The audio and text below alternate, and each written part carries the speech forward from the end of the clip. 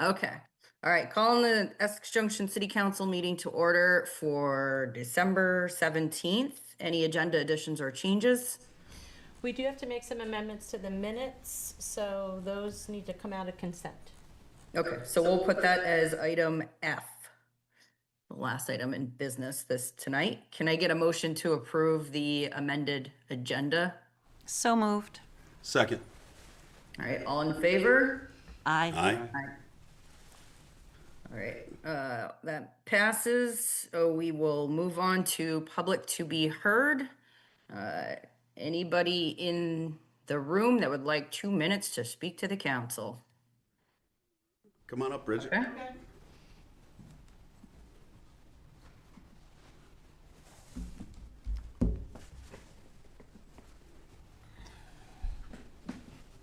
I'm Bridget Meyer, and I live on Pleasant Street. I'm here to talk to you all about doing a community dinner on January 31st, and cloaked in that is asking for funding for this dinner. I've done the legwork. I spoke with Scott Fay at Child Nutrition at the school, and we're all set for the cafeteria. EGRP is going to set up games in the gym for children, and I welcome your questions about this. It came to me during shutdown. I was just like, we got to do something. I just feel really strongly that we need this community to mill together, all ages and stages and all of that. And I thought I'd check with Scott first to figure out if it's even possible. And that team is so enthusiastic, really ready to go. And so I thought, okay, let's keep on going with this. The dinner will cost, it would be for the city of Essex Junction. When? January 31st. We're going to probably do a couple other things as well as the gym activities, but I don't know yet what that will be. Maybe board games in the lobby, because there will be people there with their children who will be in the gym. And, the gym will open at 4 for games, and dinner will be about 5:30 or 6. I'm hoping for 300 people, and I do not think that that's out of the realm of possibility, because we had 500 when we did it before. Some of you remember that, gather at the table. We had 500 then, but the town of Essex and Westford were also invited. We're not going to turn anybody away. I don't want to make this sound super exclusive, but it will be for the city of Essex Junction. That's where it will be promoted. So according to Scott, the only expense is for the dinner itself, and for 300 people, the expense is $3,000. So that's what I'm requesting from you, and if you have questions, go ahead and ask. I did look at the budget and see that there is a line item for community events. We spent quite a lot in 23, 500 in 24, and nothing in 25. So I'm hopeful that that you'll approve this. You're such nice people. They're such nice, and we so need to do this. I mean, I really, really feel so strongly that we need to do it. And I hope you agree. Thanks, Bridget. We do not have this as a discussion item tonight, so we cannot make a decision on this, but we can definitely hear your question, your request, and we can put it on the next agenda. Great. All right, that sounds like a plan. When is your next meeting? Still in discussions. Because if we're going to do this, we gotta know. So will it be before? Do you think you'll have one before Christmas, or are you going to wait till the new year? No, it would be after the new year. Yeah. We're right now talking about potential for January 14th. Yeah. So unfortunately, it's really close to that date, but Okay. that. So I didn't realize that. I did ask to be on the agenda, but I was put in public to be heard, so I did not know that. That's a little tight. That's a little tight in terms of. I'll check with Scott about how Scott Fay at the high school about whether we could do it. Knowing then, could we pull this off? And I think we probably can, but I'll have to check with him, and you all check with each other. Okay. Will do. All right. All right. Yep. Thank you, Bridget. Any other members of the public in the room? Yes. Yep, come on up to the mic. You can either share now during public to be heard, or you can share during the discussion of that particular topic. Okay, no problem. So he's going to wait. So. Okay. Yep. All right, anybody online?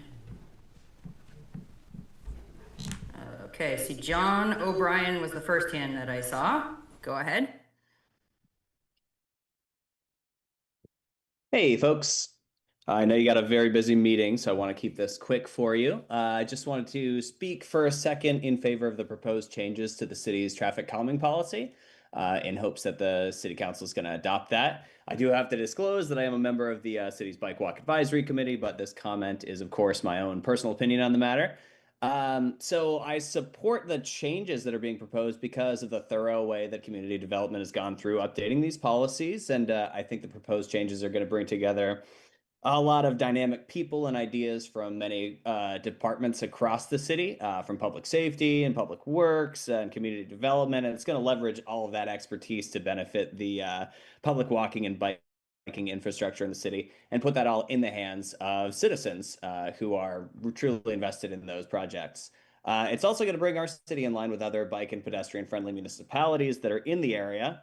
So just wanted to speak in favor of that. Thank you. Sean. All right, I see Rev Baker. Hi there. Hi. Sorry, I was a little late joining, so this is public comment, right, on any It topic? is. Yep. Okay. I just wanted to bring up to the council to make sure this was on the radar, that I have found a few Patriot Front stickers in our city, which is a white supremacist group. I reported the first one to the Essex Police Department several months ago, and recently discovered a third one along Route 15 in the parking lot of the former Big Lots, which I think is now Tractor Supply. Mhm. I haven't reported that one to the police department yet, but just wanted to make sure that it was on the city council's radar that this group is active in our community. Yeah, hopefully we can deal with that in some way, but just bringing it up. Thank you. Appreciate that. Yep. All right. Anybody else online? Okay. Not seeing any additional hands. I will move on to business item 5A, which is annual Green Mountain Transit presentation and discussion and consideration of Green Mountain Transit's request to approve amendment to formula for apportionment for ADA paratransit service. Take it away, Clayton. That was a lot to get out and watch. That was a lot to get out. I'm tired now. I gotta adjourn. Thank you so much. I Sure. want to apologize for not being in there in person, but I've been sick this week and I don't want to give you my cooties. And so that's why I've been working in the bunker today. And before I do anything else, I really want to thank Regina because first off, she did a great job of preparing for this discussion with the read ahead, giving you the items so that most of what I'll be doing is already or talking about is already in your read ahead. And I also want to thank her for participating in some of the work that we've done recently on assessment reform, which I'll talk about later. And it's been really good working with the town and city managers as we think about how we issue our assessments. So I thought that for tonight, I would go over the overall assessment numbers like usual. Then I would talk about some news. And then I would go into the ask, which is to approve the ADA change. And so looking at your overall assessment, as you can see from Regina's handout, the overall assessment for fiscal year 27 would be $315,000. This is the fiscal year 26 assessment. If you remove the special assessment, which failed, would have been $285,000. So this is a $30,000 increase from the previous year. So right around 10%. And so I want to acknowledge that, a 10% increase in 1 year is substantial. And I'm sorry that it is that high. Certainly the inflationary pressures are impacting all of us. But I'm sorry that adds to your funding pressure, that our funding pressure adds to your funding pressure. When you look at the increase, the biggest component of that increase is with the fixed route assessment itself. And so that is $35,000 increased from last year. Um, and then when you look at the other components with the ADA service, that actually is a decline because of some of the things that we changed when we discovered that, oops, we had not followed our full processes for what I'll be talking to at the end when it comes to our ADA assessment methodology. And 6,000 is the capital contribution that goes for, everything from buses to shelters to, facilities. And the reason why that can be so low is that the great thing about the way the Federal Transit Administration operates, at least presently, is that they generally provide 80 to 90% of capital, and we just have a 10 or 20% match, which is why that's lower than you might think. And so when you look at our fiscal year 27 budget, the board of directors actually just published it on Tuesday, which I think is yesterday. And that shows a deficit of about $840,000 for the year. We have some reasonable plans that I think are going to help lower that to under 400,000, but we're just not, quite there yet that we feel comfortable enough putting those the numbers for those plans in place. But we think that that will get us to a deficit that's under 400,000. So fiscal year 27, is looking, I hate to say it, that it's looking pretty good at only being about, probably 400,000 in the red so far. But really fiscal year 28 is still very, very red. And we know that it'll be at least a $2 million funding gap, which is why one of the things that I'm really happy that we didn't have to go into another round of service reductions. But I'm bummed out that unless there is a change in us finding a new revenue source, and I don't mean just jacking up your assessments, that we're going to have another round of significant service reductions before fiscal year 27 ends to do that gap. And one of the things that I want to be open with you, and this certainly is not news to you, is that you have a good news, bad news situation when it comes to service reductions, because the good news is that the number 2 is perhaps the most protected service. And in fact, one of the things, we actually reduced the frequency of the number 1, which goes to Williston. And one of the reasons why we did that was because we saw that the Williston side wasn't really getting a lot of ridership. Most of the number 1 ridership was coming South Burlington in. And so that's why we even reduced our number 1, ridership route this past year, where we didn't for the number 2. And the reason why is because number 2 is spread out all along where there's high ridership all along the route. And so what that means is that you have a very solid, almost bulletproof, type service in the number 2. But then on the flip side with the number 4, which is the Essex circulated, that's probably the most vulnerable service that we have. And so I think that, there's a real likelihood that the number 4 service would need to end by the end of fiscal year 27 unless we're able to identify additional revenue. So just want to be completely open about that, because I know that that's going to be a bummer for a lot of folks who use that to get around within the community. And so before I jump to news items, is there any questions about our requested fiscal year 27 assessment level? Questions in the room? I have some questions about this formula change you're proposing, if you don't mind. Mm-hmm. I'm gonna talk about the formula change last. My question until then. Okay, because and just to make sure I understand what I think you're asking about, you're talking about the ADA formula that we're asking you to change, correct? Yep. Okay, yep. So I'm gonna cover that last, because that's where the action item is, and so for the news that we have, one of the things that we're in the midst of is once in a generational reorganization.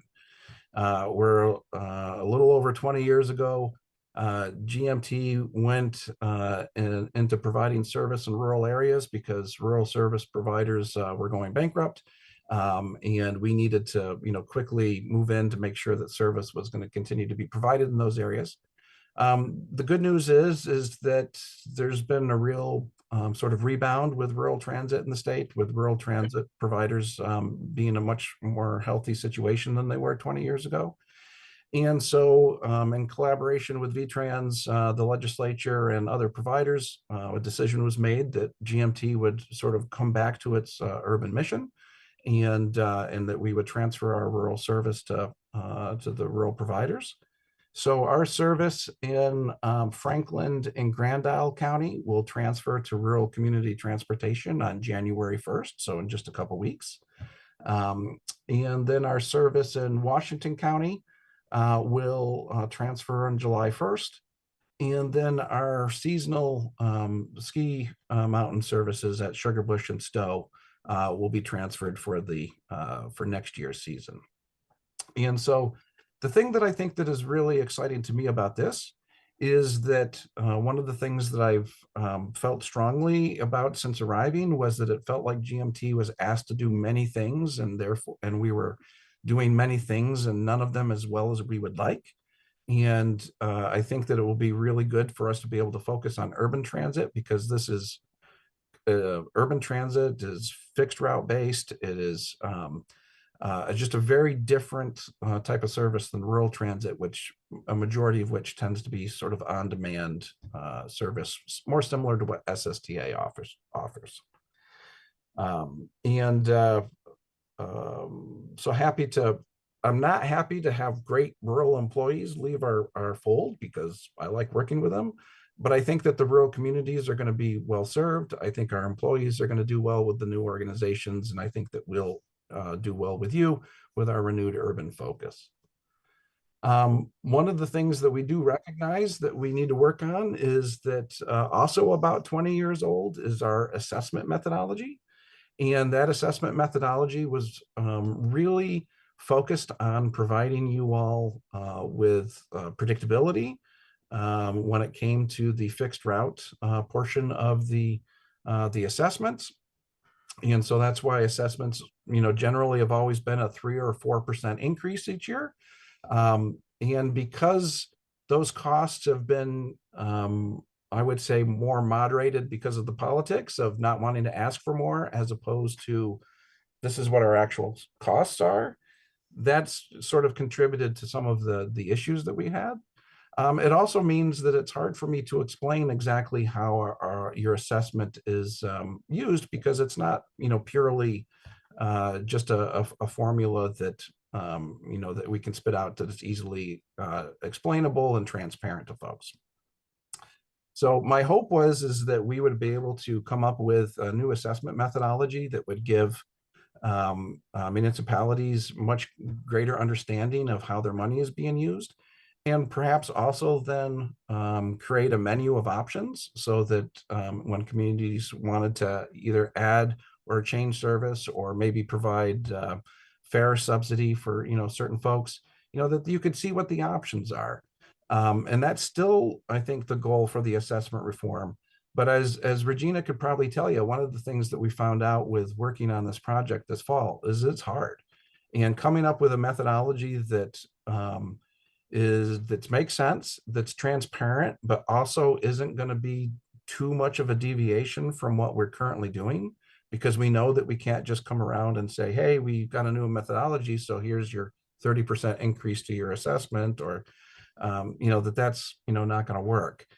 And so one of the things that we're kind of coming to a conclusion on is that for assessment reform to really be meaningful, we also need to identify additional revenue. And one of the things that we heard many times from city and town managers is that it felt like this exercise in assessment reform was, rearranging the deck chairs on a sinking ship, because, hey, they look a lot better, but it's not going to change the outcome. And so this was, a feeling that we should really try to tackle assessment reform when we are able to identify, hopefully be able to identify another revenue source. So that we're still working on. One potential place that we could get additional revenue is I'm very happy that our friends at the Internal Revenue Service have recognized an affiliated nonprofit organization for GMT. So we have stood up the Green Mountain Transit Association and Foundation, I think is the name. And the reason why we wanted to do that was that we had noticed that there was grants that were eligible for nonprofits, but not for municipalities. We've never actually done direct fundraising. And so we wanted to be able to have different tools in our tool belt so that when we do need to come up with additional revenue, it's not just me coming in and ruining your weeknight as I ask for more money. And so I know that it's probably going to take time for that to really be able to generate meaningful amounts of money, but I'm hoping that long term that will provide some relief for us.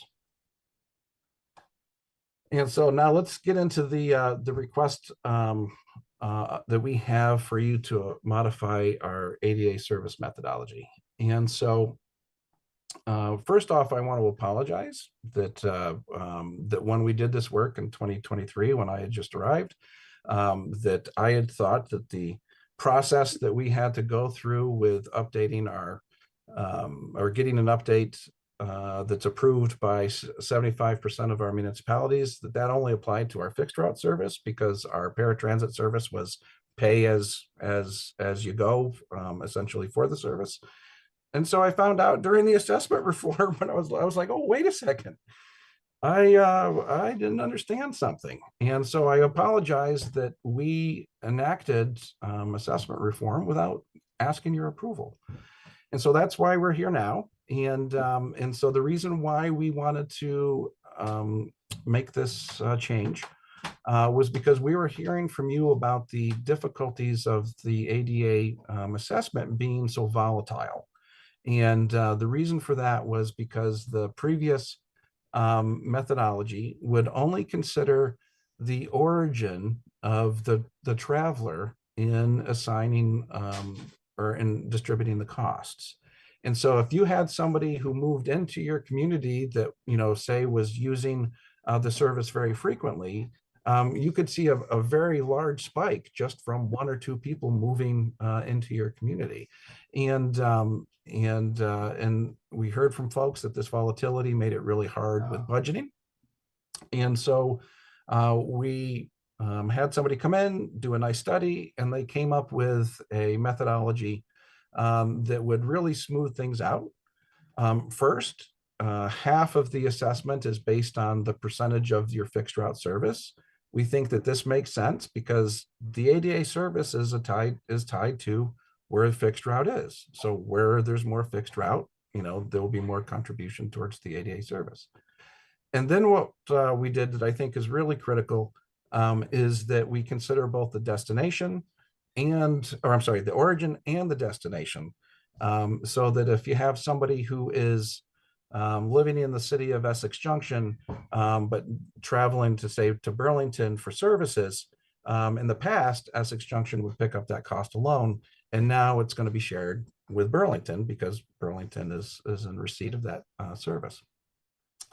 And so we think that what this is going to do is help really flatten out that volatility. And so when you look at what your assessment would be under the old methodology, it would be about $6,000 or about 9% more under the old methodology than the new methodology. And so I'm going to have this fun because 4 of the municipalities have a cost decrease and 3 have a cost increase. And I'm happy that yours is one of the ones with a cost decrease. So I'm hoping that will help your consideration and approving the methodology. And so and what we've asked is that, and our lawyer, came up with this recommendation, is that we just ask that you make this change retroactive to the beginning of July 1st, 2024. And let's see, there was something else that I thought that I was going to say, but I forgot. So why don't we go to your question that we had about the methodology. Brian. Hi, thanks, Mr. Clark. One of the things I was confused about when I was reading the assessment methodology is it's saying that the 50% of the cost would be based on the I'm trying to find it here, like on the origin town, and then it would be shared between the origin and the destination town. But it didn't say in what percentage. I mean, shared could be 1%, 99%. I assume that's meant to be 25 each municipality. Yes, or that portion of it will be 50-50, which comes out to be 25-25 for the 100. Yes. And then I saw some data. It looks like it was pre-separation about other things, but I didn't see do you have a breakdown of the sources and destinations of the trips that are happening currently? I don't have it accessible, but I certainly would be able to provide that. And yes, the study that we had was before the split, and so that's why we had just we didn't break out town and city. I bring that up in particular because there's been once the city implemented a local option tax, many of the and we share a zip code with the town, as you know. There is not everyone knows where the city line is. Do you have a good methodology for making sure that the town's getting charged for the town and the city's getting charged for the city? I believe that methodology is very sound, but I'm going to let the experts answer that. And so I know that this is a service that is actually tracked by SSTA because we contract with them, and so we are in more of an oversight role, and they provide the data to us. And so what I'll do is we can provide the data about who's coming from the particular locations, and then I can query SSTA on how they know for certain that it's town versus city. And one of the reasons why I'm somewhat confident of that is because there's other programs that would consider the town and city, that they would need to know the distinction there for billing as well. So I'm sure that that's something that's a critical need for them. I don't think it's actually for you. I think it's actually for the city. Can we change this retroactively? I mean, I worry about it being a Fifth Amendment violation. It's a what violation? A Fifth Amendment violation. Passing a law that is retroactive. I can ask the city attorney if you'd like me to. Fair enough. I mean, but Mr. Clark has said that his attorneys are comfortable with it, but yeah, but I'm a little. I'm not an attorney, so this raised a red flag to me. I've definitely been, I recall times in the past where we have been asked to ratify a decision that was made in the past that might not have been done correctly. So. Yeah, correcting errors does seem to be, from my Google search again, I'm not a lawyer, one of the exceptions to this. So right. That might be how we're getting away with it. So. Okay. Okay. Great. Thank you. Thank you. Any other questions in the room? None for me. No, I appreciate the documentation very much. I apologize that the document itself is confusing. It was supposed to have one of those versions struck through so that you could see exactly what was changed, and I screwed it up. All good. I really want to say, Clayton, I know you're moving on to new adventures, and I'm sorry to hear that because I can't think of a bigger advocate for those people who need public transportation than you. And so I'm sorry that you're leaving, but I totally understand, and I wish you all the very best. Marcus, I so appreciate that. I'm going to miss seeing your glasses, which inspire me every time that. I'm going to be here for at least another 6 months because I made a commitment to be through the transition of the transfers. And 6 months is a long time. Who knows what'll happen? And so I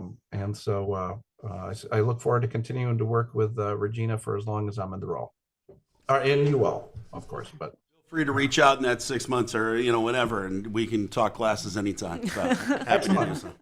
excellent. And you can always feel free to attend any city council meeting, even though you don't live here. It's okay.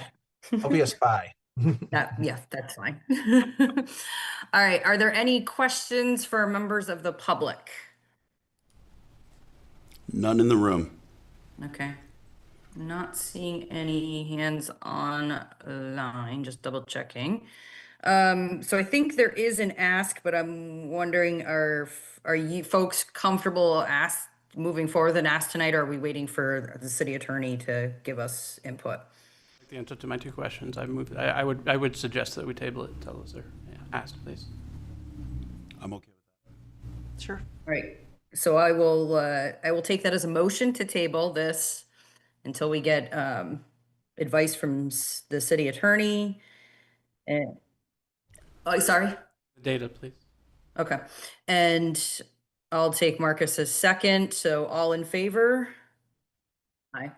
Okay, that's unanimous, so we'll bring it back around, Clayton. Look forward to it, and thank you very much for your time tonight. Thank you, and enjoy whatever's yummy cooking. It's meatloaf. I found out. Well, Nice. Thank you. All right, well, have a good night, Clayton. Thanks. All right, next up, we've got discussion and consideration of Connect the Junction Transit-Oriented Development Master Plan. So this has been on the agenda, quite a few times by now. So I won't go over that much of the plan. I just want to go over what has occurred since the last meeting with the city council, and just introduce what the planning commission has come up with as recommendations. I'll point out that the chair of the planning commission is here tonight. Elijah is right there, and is available to answer questions, but I do recognize that he has to leave at around 7:30. But there is another member of the planning commission, I believe, online. Kirsty should be online to carry forth if needed. But in short, the City Council met November 6th in a joint meeting and heard the consulting team presents on the summer engagement results and recommendations. There was no decision at the time. This went to the Planning Commission for a little more thinking. So December 4th, the Planning Commission reviewed these topics, the regulation of height limits along the Pearl Street corridor and the future configuration of the Five Corners intersection. These two topics they discussed in deep detail, I would say. This meeting was very thorough. It took almost 3 hours, and I will say it was 3 hours well spent. But the recommendations are in the memo, and the City Council may now consider adoption of the plan, incorporating these recommendations, or making additional adjustments. If this plan is adopted, there is still more work to be done. The next step is going to be working with the consultants on a set of form-based code recommendations, and that's a set of zoning recommendations that actually that will need to be enforced before anything that can't be built right now can be built in the future if the regulations are to change. I'm going to go over a few of the topics that's the key issues that the Planning Commission has discussed. And I guess after all this is done, I'm happy to take questions, and also happy to. It might be useful to have the Planning Commission chair go over how the kind of the decision-making process and what they thought through. The first topic here is the relationship between building height limits and the municipal housing targets, and this was brought up because Finn, one of the planning commissioner, who's here actually right now, pointed out that there was a disconnect between the messaging that we put out there in the public earlier on, and the capacity calculations that ended up in the report. And these capacity calculations is a calculation and really an estimate of how much we expect can actually be built if you go for a policy of allowing, let's say up to 8 stories in the Pearl Street corridor. How many units of housing can we expect that area to carry? The reason why the numbers changed throughout this between the summer and when the report came out in November was because there was more refinements in our understanding of developers' intentions with each parcel, and we did some more calibration of the model to match the land use patterns and what to expect from recent development. What was noticed was that during the summer public engagement events, the posters that were shown said that the recommended heights along that would be necessary to accommodate the entire housing target within the study area was 8. We pointed to that, and we noticed that there was a bump in preferences, both online and in person in those events. There was a bump in the number of people that chose that as a preferred height. So that kind of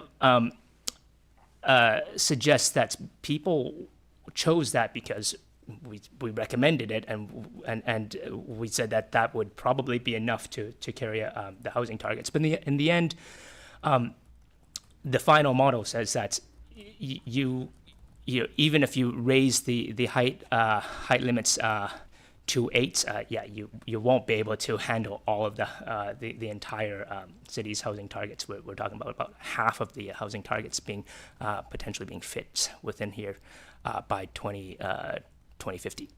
So overall, the Planning Commission believes that the updated analysis supports allowing heights over 8 stories, and I think this kind of reflects what I would characterize as kind of a housing first policy, where the focus is the housing targets, and then everything else, the policy around built form is there to support that piece.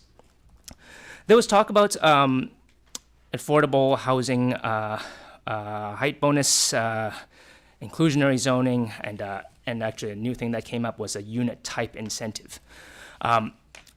After their discussion, the Planning Commission did not recommend pursuing a mandatory IZ requirements at this time, but it recommended continuing to align with the state's existing affordability bonus of 1 story above what would have otherwise been allowed. But the Planning Commission also suggests a supplemental bonus for projects that include a share of 2-bedroom or larger units to support larger households. I think there was a conscious thought about how it might not be right to have very large buildings that end up only being full of studios and 1-bedrooms. Height limits in specific areas. This actually might be worth putting on the screen if you already have that up, Regina, that would be helpful. But the Planning Commission kind of broke down the recommendations for height limits further than what we had done originally. The Pearl Street corridor, which is basically the shopping centers all the way to Susie Wilson Road, they recommend generally going for a height limit of 9 stories plus the 1 bonus story. But in the Village Center zoning district, they had broken it down into some more nuance. There are several pieces of this that they recommend 8 plus 8, so 7 stories plus 1. That includes what we see across the street, and also where Firebird Cafe is. That's that kind of quadrant. And a little piece in the northern end where Central Beverage is, and where there's like a warehouse over there. there was there was talk about the need to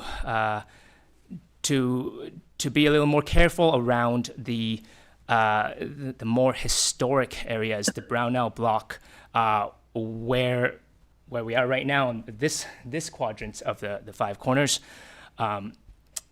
with the city offices and Lincoln Hall and the library, and keeping that the height policies around that similar to what it is right now, 4 stories plus the 1 affordable housing bonus.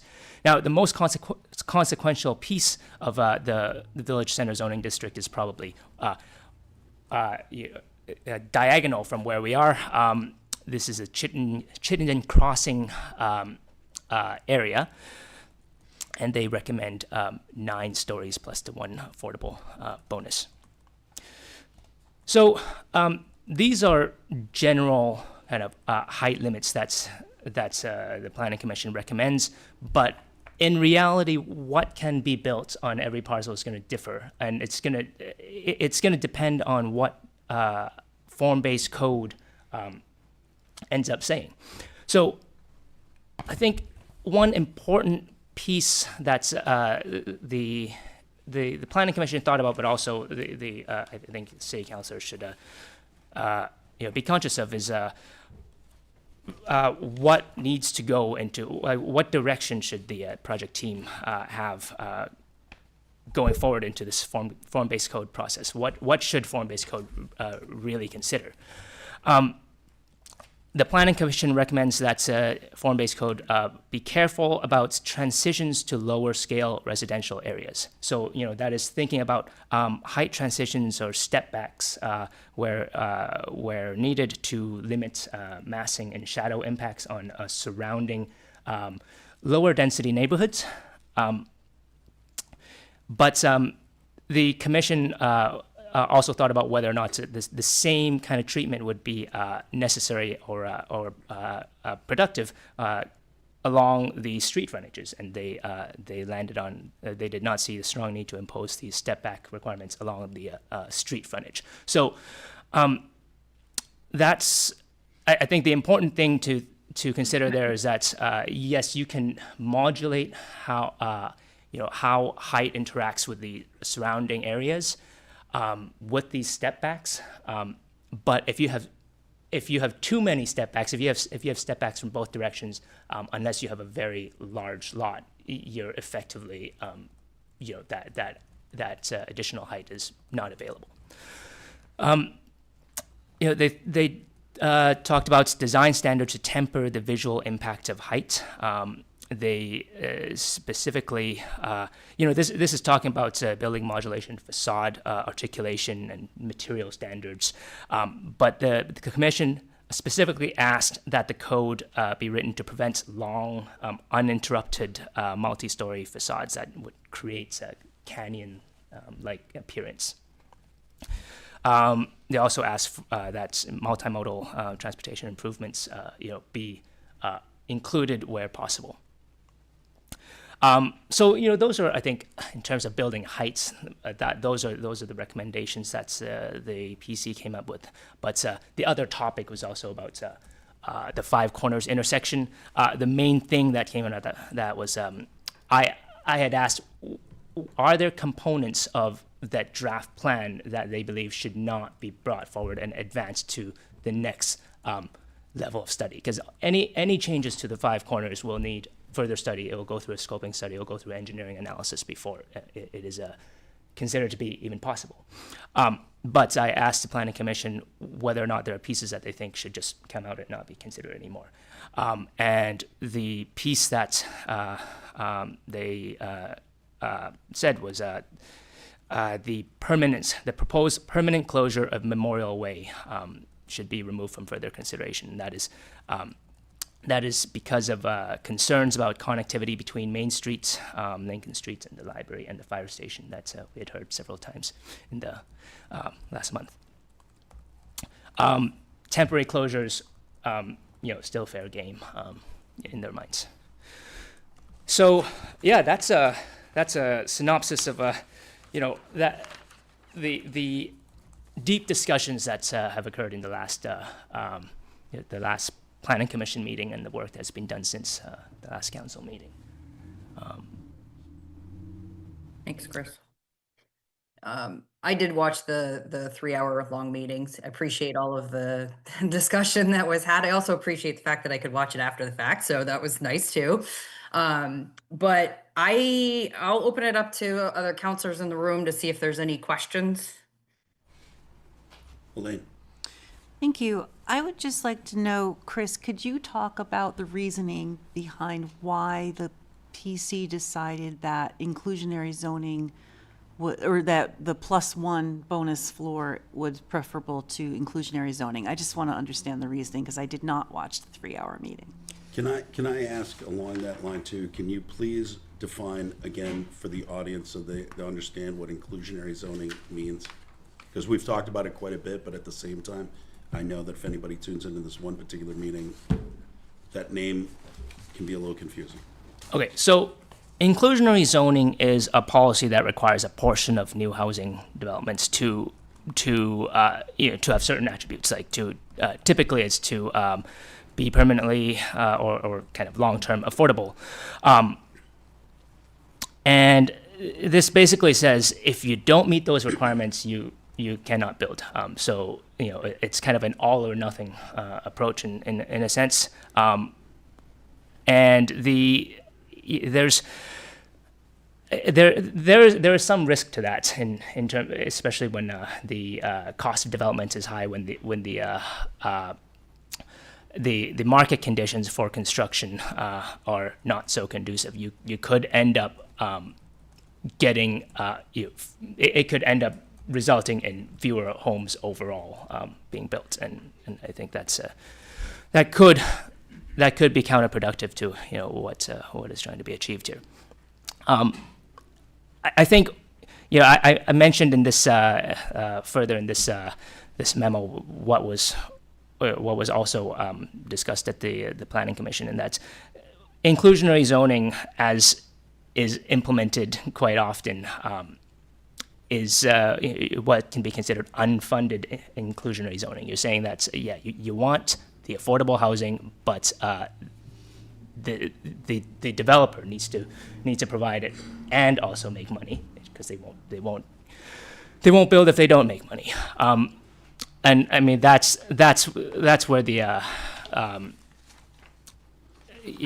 that's where the risk comes in terms of the potential for causing less development to occur overall. Now, a height bonus, I think, is a little bit different in that if you can't make it pencil out, if you can't, if the costs and the benefits don't line up and to make your financing work, you just don't take the bonus. You build a little less, and as long as you still get something, right? But that's I think that's where it that was the main reasoning behind how it was thought through. But I think it might be useful for the chair of the Planning Commission to speak on that if you have additional questions. Okay, that's helpful. So the risk then would be, if we went with the +1, we could conceivably end up with more buildings that don't have any affordable units versus inclusionary zoning, which would require at least some. Yes, but you could end up with fewer homes overall. Period, right. Yes, which macroeconomically would increase your need for affordable housing, because people won't, that Right. this mismatch between availability and need will continue and potentially widen. Okay. All right, thank you. Marcus or Brian?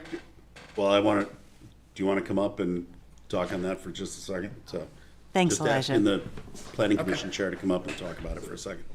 Elijah Massey, chair of the Planning Commission, but here to answer your questions. Good. Be in conversation. Thank you. Do you have a similar or different response to those questions? No, I think that specifically on the subject of the possibility of having inclusionary zoning be part of this TOD plan, master plan, as well as the height bonuses and the various other kind of proposed inducements that could be included to further kind of shape the type of housing that this master plan would guide the city toward. I think, again, we had a deep and extensive conversation. I think also I wouldn't be out of line in saying that part of the Planning Commission's discussion was informed by our past work on the rental registry and looking at other municipalities and ways to both generate much needed housing, but also what kind of housing is being generated. And so I think Chris has summarized it accurately. There were individual commissioners who expressed certain preferences about one or other or third scenarios in terms of ways that they would individually prefer this plan to guide the city, but ultimately we came to the consensus that Chris has described. I think too, just thinking about, unasked, but just on the subject of kind of this macroeconomic question of, do you know, we all know the housing shortage that the nation, the state, the county, and our own municipality is in. And much of our conversation, and likely your conversation, is trying to kind of balance, you know, those very real needs that we all are aware of and are experiencing and our community members are experiencing, with also recognizing that one individual municipality isn't going to solve that itself. And so that tension has been part of what informs our conversations and is resulting in the recommendation that we're making to you tonight. I think it should also is worth reiterating that the Planning Commission, while the subject is this transit-oriented development study, and so that's why we're talking about building heights tonight, we also don't want to ignore the fact that there are other sources of additional units that we understand the city hopes will also be part of meeting these goals, these housing goals, including missing middle housing. Yeah. And I think, and that would be in areas outside of the TOD study area, which are also equally important. But what parts of this TOD master plan helped the commission and hopefully the broader community to understand and start to evaluate is that there are key areas within the study area where there is significant potential to make gains in the number of units needed in a way that isn't possible, let's say in the residential areas where that missing middle housing hopefully will also be occurring. Okay. And I think as you are all well aware, simply the magnitude of the gains needed in order to meet the housing that is needed is such that that is what is informing the recommendation that you have in front of you tonight. I really appreciate that. Thank you. And I also appreciate the innovation of providing another bonus for 2 or 3 bedroom units, because if you can't buy a house with 3 bedrooms, you also can't find an apartment with 3 bedrooms. So that would be a welcome addition. Yeah, and thank you. That was, I can't take credit for that. It was Commissioner Clemens who brought that forward. But I do think that possibility, whether you choose to include it in your what you ultimately move forward, should you move it forward, is an interesting way to help support kind of that missing middle piece within the current project. Yeah. And yeah, so. Thank you. Any other questions for Elijah before he has to leave? I have comments on the plan, and after I say what I say, if you want to participate, I'm happy to hear what you have to say on it. And I appreciate what Elaine said, but I think what this brings up for me is a concern recognizing developers own the land, developers make the choice on what they build. Trying to create an environment in which more housing gets built, generally speaking. We've seen studies that say that we need more one-bedrooms, one-bath places. We recognize the fact that we want to see more families move into our community. We want to create an environment where those who are in low-income circumstances can find places to live. We want seniors to have the opportunity to downsize and remain in their community to which they have built lifetimes in. And that's the functionality of this plan and what it potentially provides. But just like what the state did by saying, hey, you homeowner can now turn your home into a fourplex potentially, we also know that that all of a sudden hasn't made every home a fourplex in our community. This will not make every plot of land a 9-story or 10-story building. That being said, I am a little concerned about the lack of inclusionary zoning. I totally understand. I recognize the difficulty there. My difficulty there is that we're then stating a priority of the type of housing we want in the city.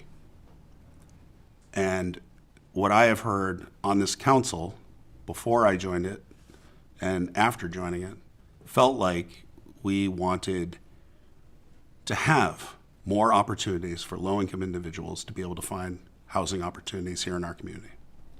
We wanted to have more families in this community. Your plan for allowing or getting more 2-bedroom, 3-bedrooms approaches that. This, without the inclusionary zoning, doesn't deal with the low-income housing piece. So I'm a little concerned about our future. I'm also concerned about the lack of ability for first-time homebuyers to find an opportunity here in Essex Junction. I totally recognize we're less than 5 square miles. We don't have anywhere else to go. We don't have big plots of land unless Whitcomb Farm wants to give up theirs, and It's conserved. so that's never going to happen. So, and I would never ask them to leave anyway. So our community is precious to us. But it has always seemed to me that the only way we're going to make this happen is if we go up. Generally speaking, as far as the heights are concerned, I am generally okay. I think there are some pieces here, though, that for most people looking at this particular plan is going to seem very odd, and they're going to have difficulty with. Allowing a 9-story down at Susie Wilson Road on Pearl Street, that first, you're passing Starbucks and then bam, there's this 9-story. That's the image that I think most people looking at this are going to have in their minds. I know, and Chris, you said it well earlier, every plot of land has to be developed in the way the land will allow. So it's not necessarily mean that it's going to be a 9 or 10-story piece on that particular plot of land. I know in a previous conversation, we talked about this offline, I asked for some kind of 3D rendering to kind of get a feel for what this future may look like. And I know in our earlier offline conversation, Chris, you said we will take a look at this. Obviously, there's more steps to this process. So after our discussion tonight and some feedback from us, it'll probably be better to be able to move something like that forward from framework. So I look forward to seeing that so that we can have a better feel for it, so the community can have a better feel for it. Because even my gut says, I'm more inclined to say 6 stories towards Susie Wilson, heading into here, and then as you get closer, then that height can start to increase to where you're at least 9 stories +1 by the time you get to, say, the shopping centers. You know, we've talked about that tiered approach, and I know that you can't really draw that. It's hard to draw that out literally, like, oh, only this particular plot is we tried 10. to do that in This the one village next center. door is 8. This one next door is 6. You know, do that. But I think, you know, trying to balance out what we're trying to achieve in trying to hit that housing target, recognizing the fact that it's already a difficult target for us to hit, recognizing the fact that we have no control over what's happening to us on a national level, because this is a national problem. This is not an our problem. This is an economy problem. So we're doing the best we can with this. The last thing I'll say, and again, this is just an aesthetic piece, totally understand trying to retain the historic piece of downtown Essex Junction, but it seems strange to me that, again, not that there would be a 7-story or 8-story piece, but it seems strange to me that there would be an 8-story down at the end of this block and then would jump down to 4 and then back up to 8s and 9s right here at the corner, versus it really kind of feeling as though it flows.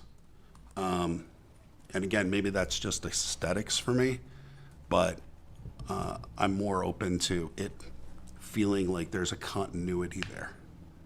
And I know also what I'm saying is we're allowing this, we're putting this in our code, and the likelihood that this will all come to fruition is 50 years or more down the line.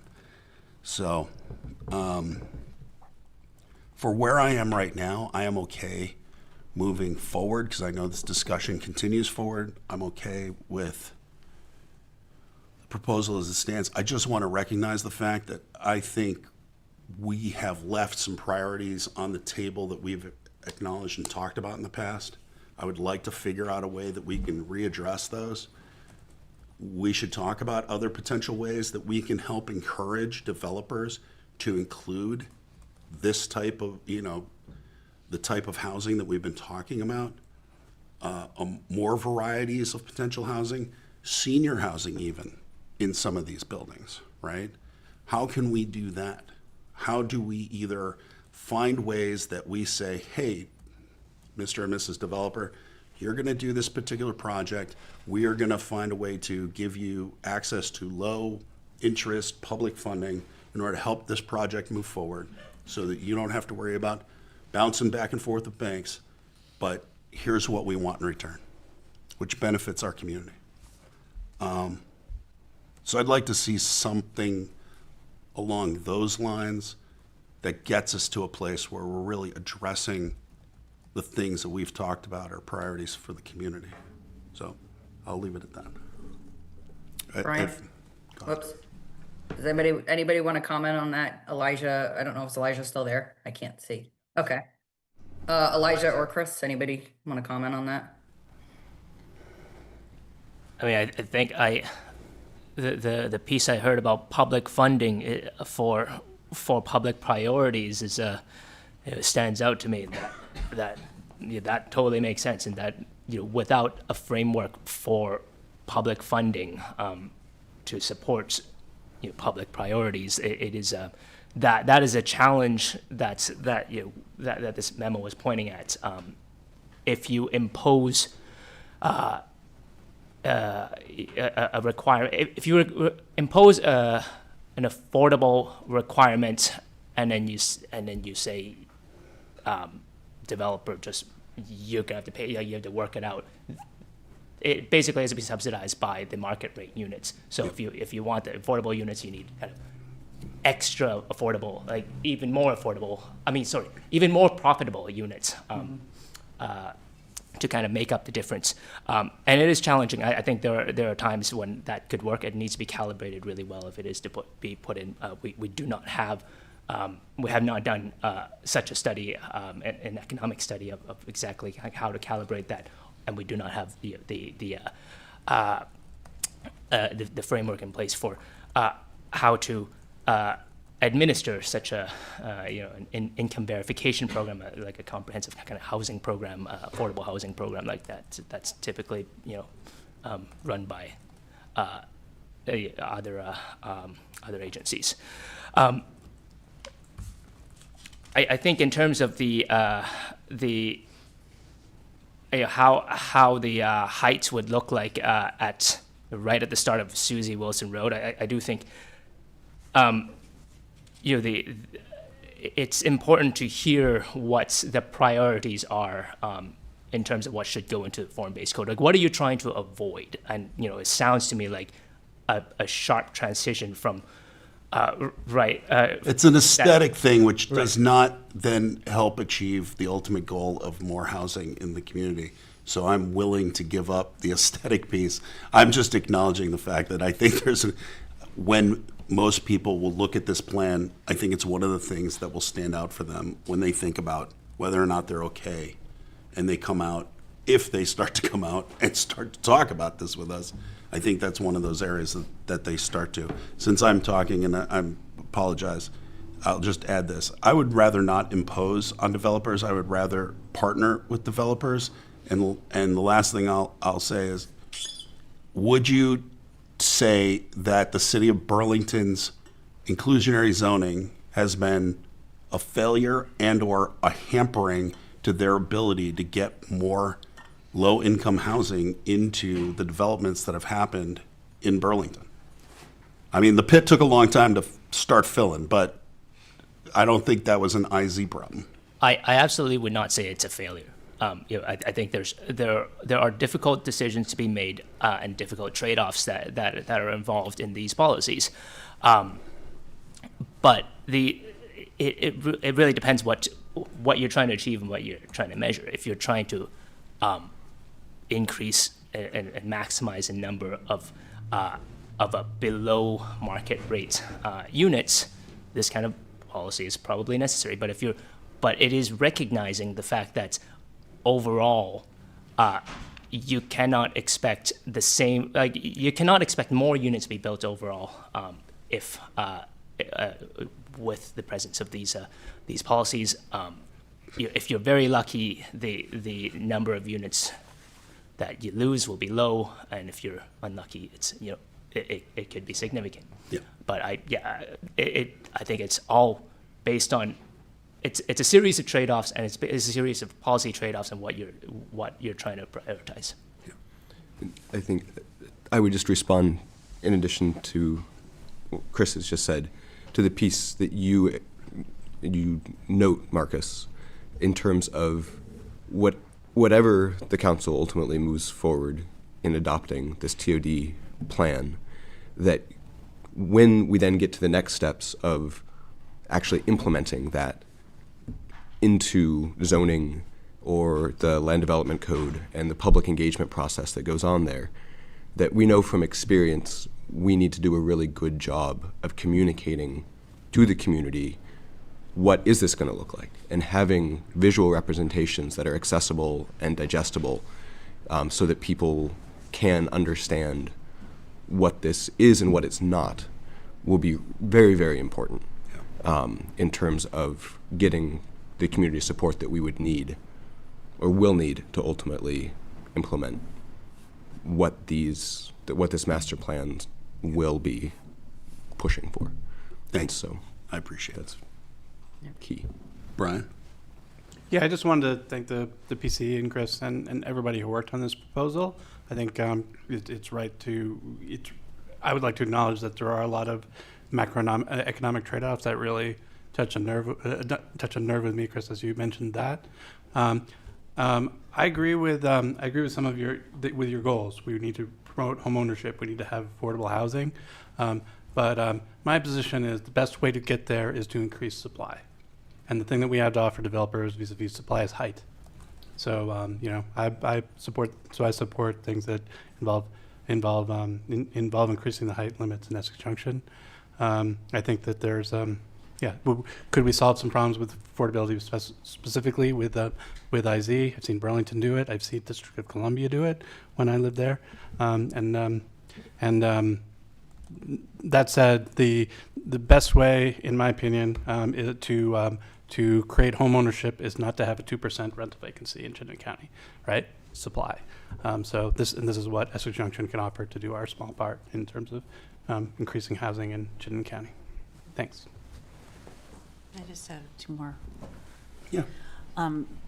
Regarding your comment, Marcus, about public funding, Essex Junction doesn't have a lot to offer in terms of developer support, but just a reminder that we are a village center, and that designation entitles us to afford additional benefits to developers, like quickly going through or avoiding the Act 250 process altogether because they're in the village center district, and getting first in line for state loans. And like, so there are absolutely benefits for this immediate 4-quadrant area that the PC has identified. So I definitely, well, I agree we don't have sources of money to give away. We also have things like abatement, and we have the village center designation. So there are things that we can do to ease the burden on developers.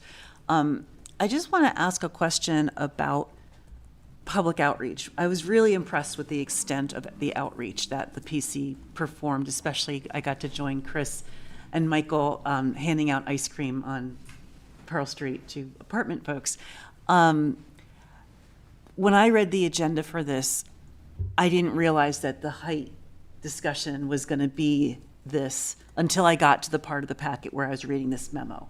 So an average resident who was scanning over the agenda or looked at it on Front Porch Forum would not have known that we were talking about something as important as height tonight.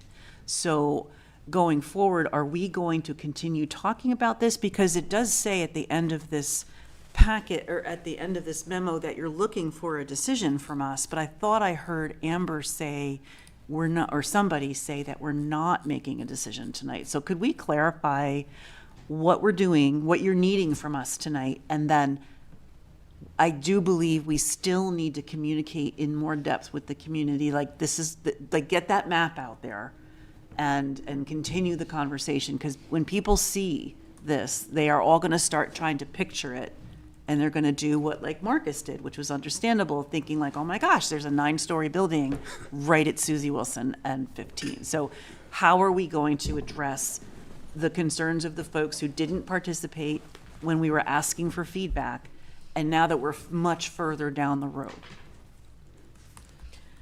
You want to take it? Sure. So this is sort of a 2-part process, right? So we've got the Connect the Junction plan, which I definitely hear you. It's not, those phrases mean nothing to people. But the Connect the Junction plan, really, we want to get to a place where we are comfortable with what the plan recommends and giving a stamp of approval to that plan.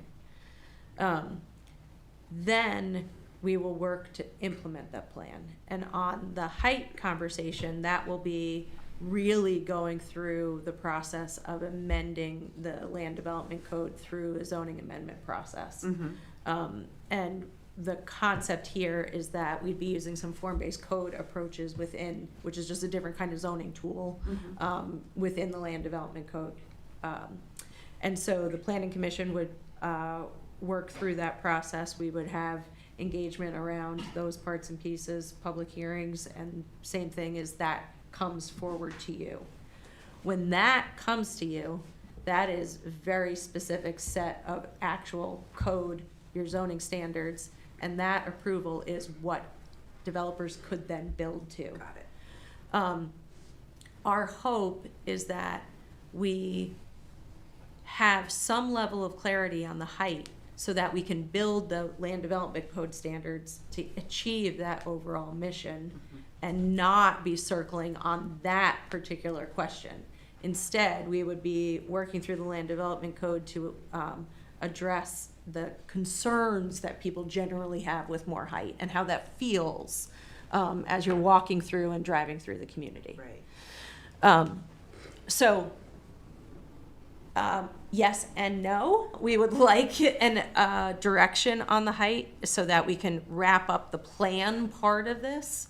But it is possible that the plan itself could say up to, as an example, these heights that the planning commission has recommended.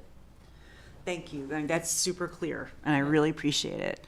What I'm thinking about is the experience we went through when 4 Pearl was built. And it was the first large building at Five Corners. And abutting neighbors, even abutting neighbors who got letters and were told this is happening, the general misconception from the public about now is the time for me to come forward and say, I don't want a 4-story building in my backyard. That it was just a misconception. It was far too late. When shovels are in the ground, is not the time to come forward and say, I don't like this. So how much more can we do to notify the public that we are going in this direction now, so that when the digging starts, people are not angry, which they will be, because that just happens. But I really want us to be thoughtful and intentional about telling the public, this is what we as the city council are encouraging the planning commission and the community development staff to move forward on. This is what we want to see in our downtown. And now is your absolute last chance to make changes to that. Have we passed that period? Are we now into a period of we're just going to get you used to the new normal because that's what's coming? Does that make sense, what I'm trying to say? It does make sense what you are trying to say. Okay. I think the question for the council is, do you want us to do another push before you say yes to this plan with this recommendation in it? Or are you okay moving forward at this point and we are screaming about it as much as we can between now and when the land development code regulations are prepared? For me, just speaking for me, the latter. If we could maybe take a summary of this discussion and put a press release and a photograph of a picture of the map in the paper and put it on Front Porch Forum. Hey guys, we just made this big decision. Just letting you know this is coming. So we're not caught in that situation where the public comes to us en masse and says, you never said anything, even though we did do all the public relations, we even gave people ice cream. But that's not, you know this, Jeff, it's never going to be enough. I think about, you took us on the tour of Iroquois a couple weeks ago, and your staff made an enormous effort to communicate with the neighbors in a really positive and proactive way. And they in turn fed you, so that's what I'm looking for here. What can we do to continue building that positive relationship with the public so that when these changes come and we can't go back anymore, that there isn't this negativity and backlash about the development that we see is important to the future of the city. Thank you for allowing me to really express that. I appreciate it. Thank you, Marcus.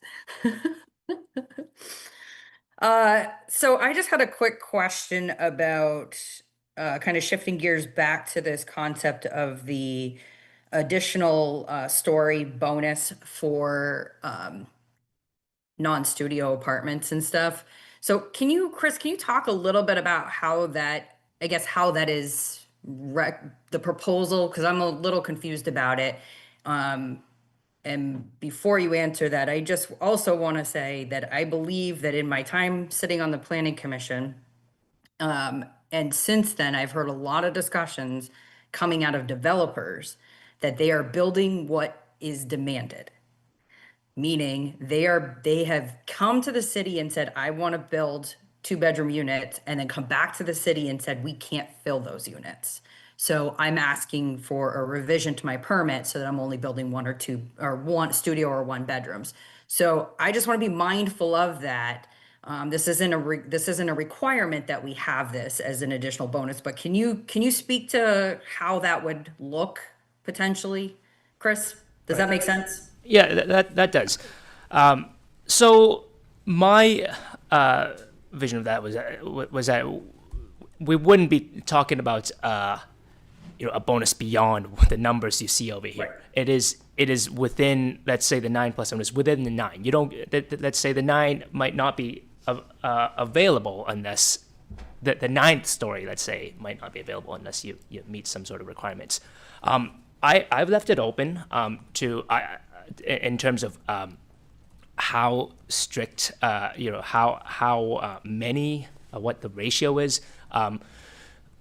That would go into the form-based code recommendations, because I want the consultants to chime in on this.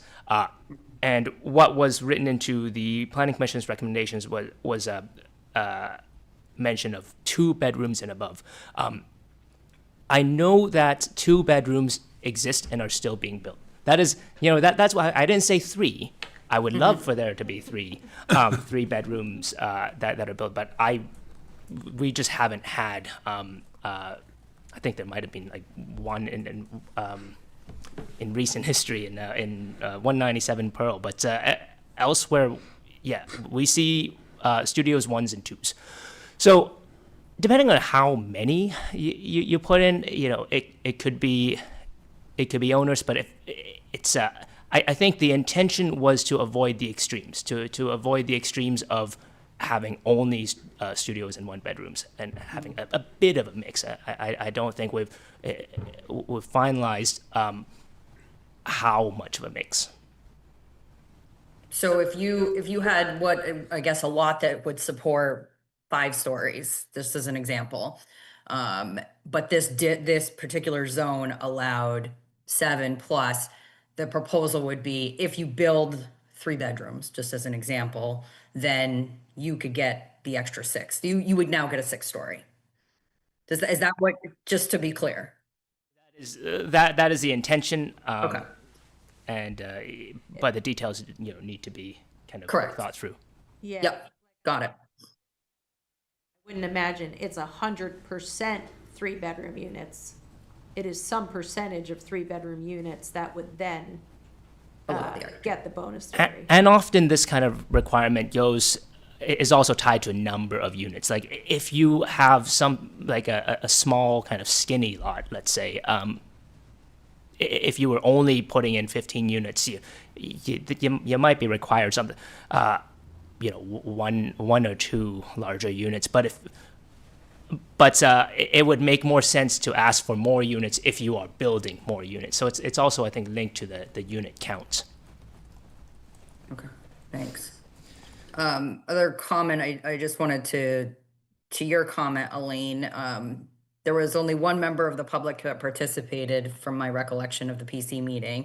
And that was essentially their comment that they made, is that any layperson that is looking at any of our agendas does not understand what we are talking about. And so Regina Marcus and I did discuss that this morning.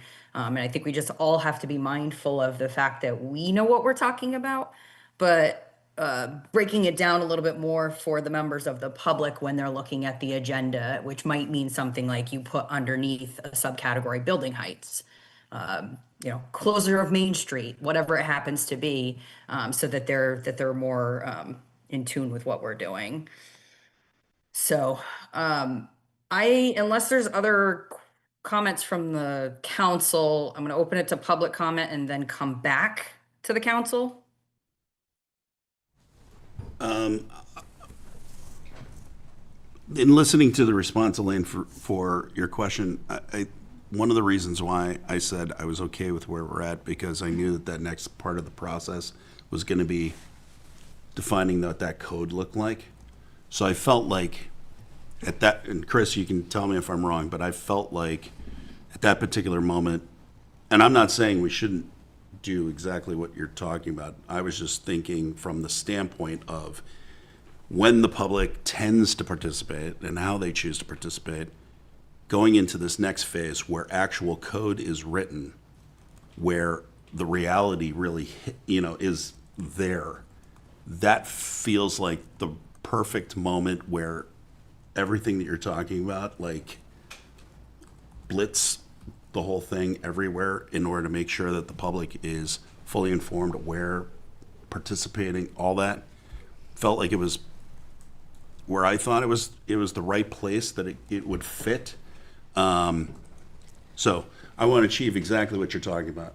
I just not sure if it's before we go into that phase or if it's in that phase. And I feel like in that phase might be better because then we'll have the actual code to work with, discuss, have back and forth with the public around.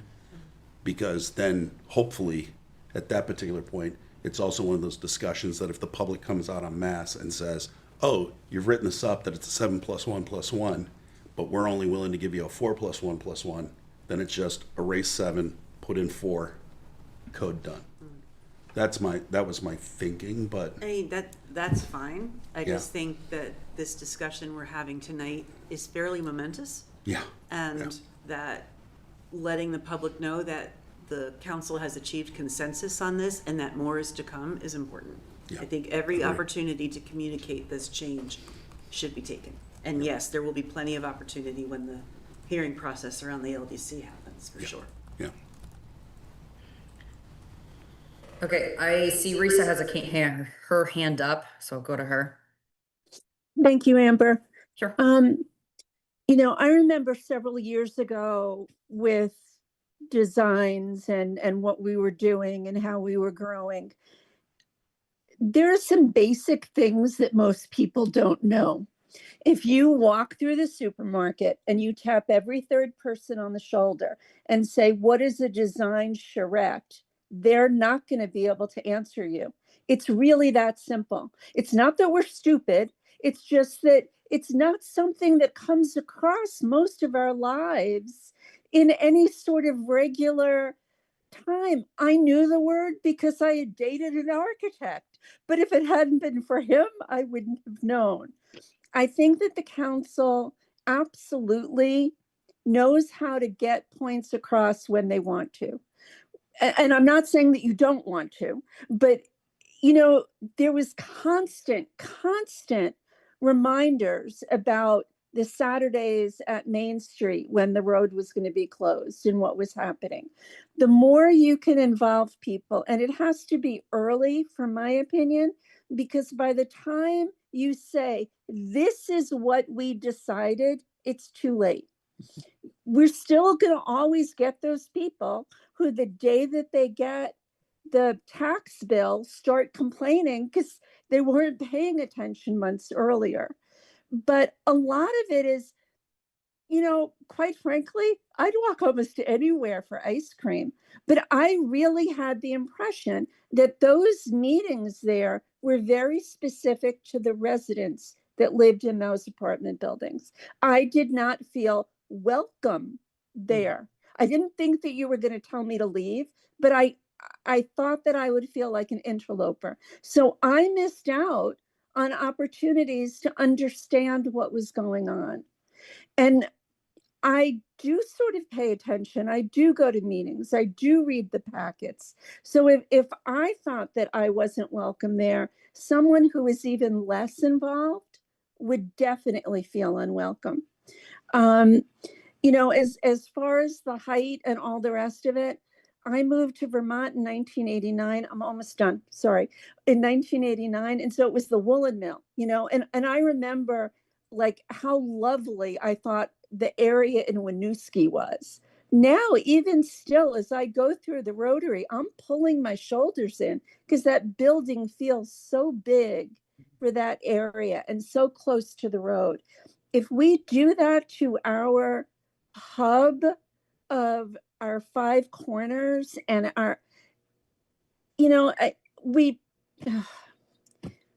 I understand we need more buildings. I understand we need more housing. I understand the only way we can do it is by going up. 9 stories is a really tall building. 9 stories is going to block light from anyone in front of it and on the side of it. I just can't even imagine. And the other piece, I heard what Marcus said about wanting to be partners with developers. And I think that is, of course, how we should do things.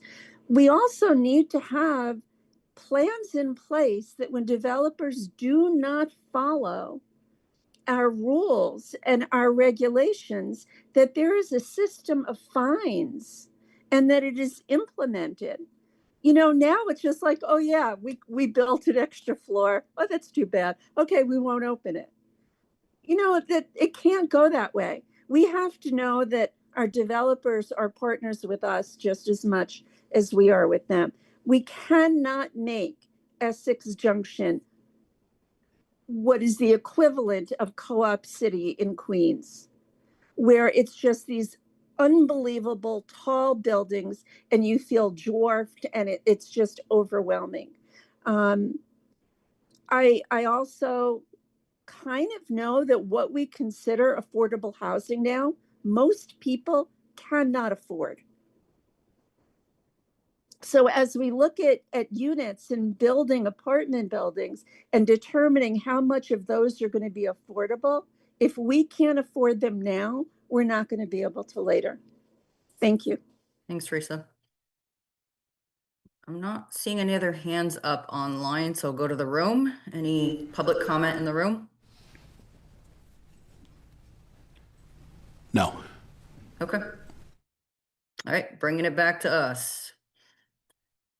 So there is, as we've talked about, there is a motion in the packet. Not sure how folks are leaning here as to whether you want to make that motion or if you want to get some additional comment, more press out there before we do this. I know, I mean, I've heard Elaine and Marcus. Brian. I think we should make the motion and move forward. I don't object to making the motion. I just want to make sure we're talking about it. Okay. Okay. Brian, I can't hear you. I said I support the second half of Elaine's point too. Okay. So I think in hearing that, I will move that the city council adopt the Connect the Junction Transit-Oriented Development Master Plan as it's been discussed. Second. All in favor? Aye. All right, that motion carries then. Thank you, everybody, for the discussion. Thank you, PC, for the lengthy discussion as well. Appreciate it. Thank you. All right, discussion and consideration of the proposed traffic calming manual. Okay, so this is a follow-up on an item that was on the August 13th City Council agenda.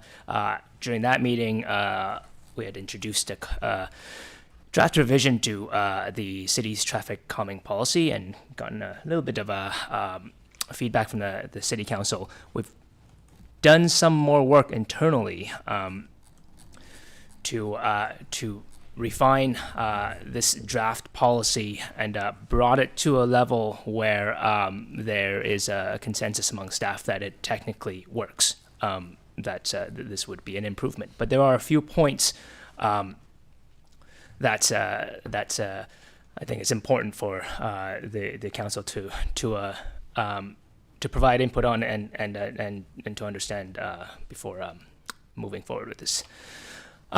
So in general, this proposed policy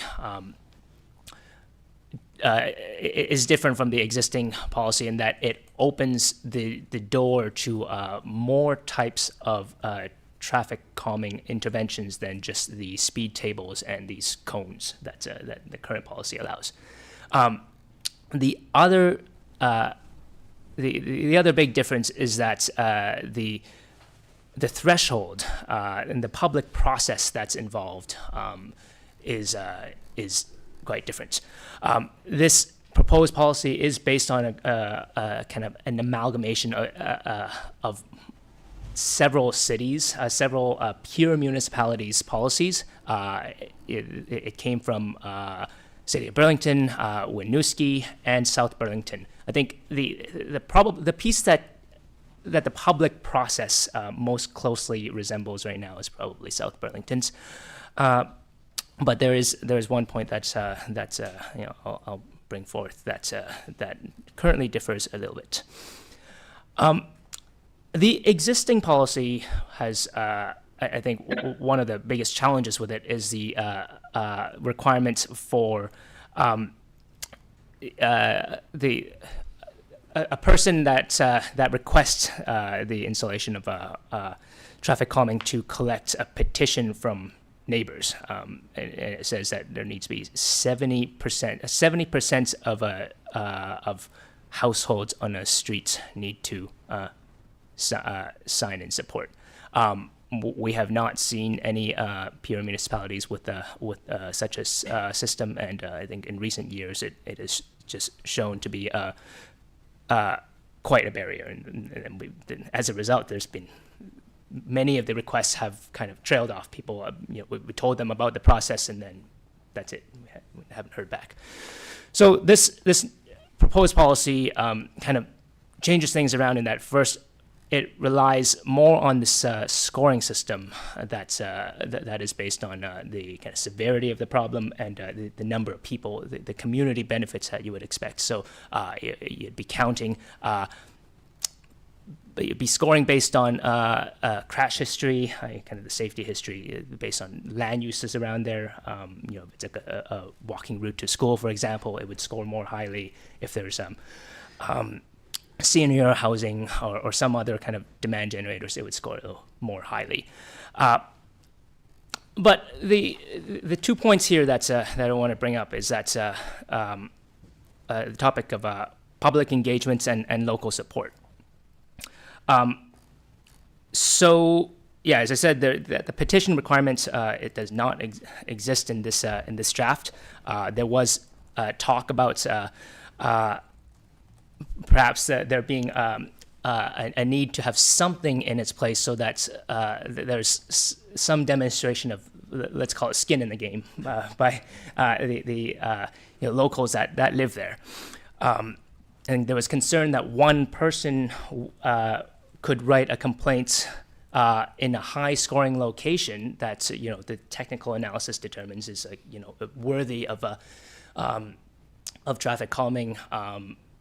But just one person kicking off this whole chain of events that results in something being installed. One suggestion during the last meeting was to integrate some measure of public participation in the scoring system. So that's what this current draft does.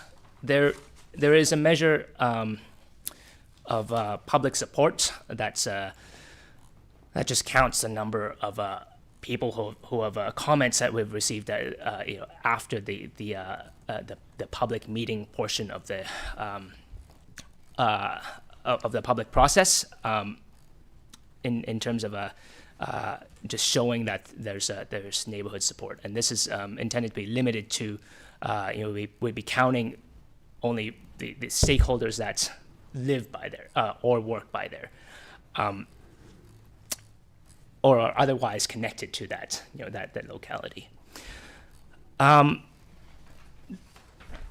Within staff discussion, there was still some concern that technically something could score well, and it could score so well that one person writes this in this complaint in, and still it sets off a chain of events that includes that leads to installation, but nobody else locally actually supports it.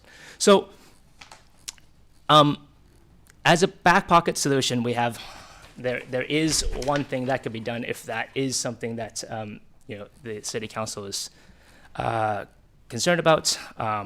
You could mirror more closely the city of South Burlington's approach, where they instead of having that public support score that I've added into this current draft, they require an applicant to provide 5 or more signatures from what they say what they define as proximate households or businesses supporting the request. 5 is probably an achievable number. We've reached out to staff in South Burlington, and they've not pointed at that as as anything that's too difficult. But it's just a lot more it just shows it would show that there are more people that are paying attention than otherwise. So yeah, we could use some guidance on whether or not that is something that should be worked in instead of what's in the draft right now. Second point here is who gets a say in defining local need, and the existing policy allows only Essex Junction residents to request a speed study and go through that whole petition process. This draft amended policy would allow any interested party to submit the initial complaints, and also allow both residents and stakeholders, which we define as business owners, employers, and nearby institutions like schools and whatnot, to participate in the process. I think this expanded approach recognizes that there are users of streets that aren't just residents. They can have legitimate traffic safety needs. But it's also possible that this approach may result in some residents feeling that decisions about their streets are being influenced by those that don't live there. I would note that I out of all the complaints, speeding complaints that we have received, like pretty much nearly all of them are by local residents, and they make it clear that they are a local resident. So is this like would this really it's unlikely to me that that we would end up being getting a lot of complaints and comments by people who don't live anywhere near any of these locations. So yeah, those are the two pieces that I think could use some consideration. But otherwise, this draft policy is written in a way that I believe technically works. And also, Jeff Kirshner, city engineer, is here as well if you have questions. Chris, to the point about defining the local need, what do the other municipalities do in that regards, especially South Burlington, because you referenced South Burlington? So there's the South Burlington has that the 5-person signature threshold, and that's it. It needs to be but those signatures need to be from people that are associated with a nearby address, basically. So a local resident, it couldn't be somebody that just happens to work there. I think it says what they say, households or businesses supporting the requests. Okay. All right. Counselors, questions for Chris? I think they've done Chris, you and everyone has done a great job on this. It's a big improvement. Quick question from me on the determination of a street. As I look at the graph, this is the one on page 38 in the packet, thinking about streets like West and Grove. Grove's probably easier. West is a little more, it has this, it's clearly not an arterial or major street. It doesn't feel local or minor to me, and we do have transit that does come through West Street on a regular basis. So I'm curious about how it's characterized, or maybe I don't understand, maybe this language is much clearer in your world than it is generally.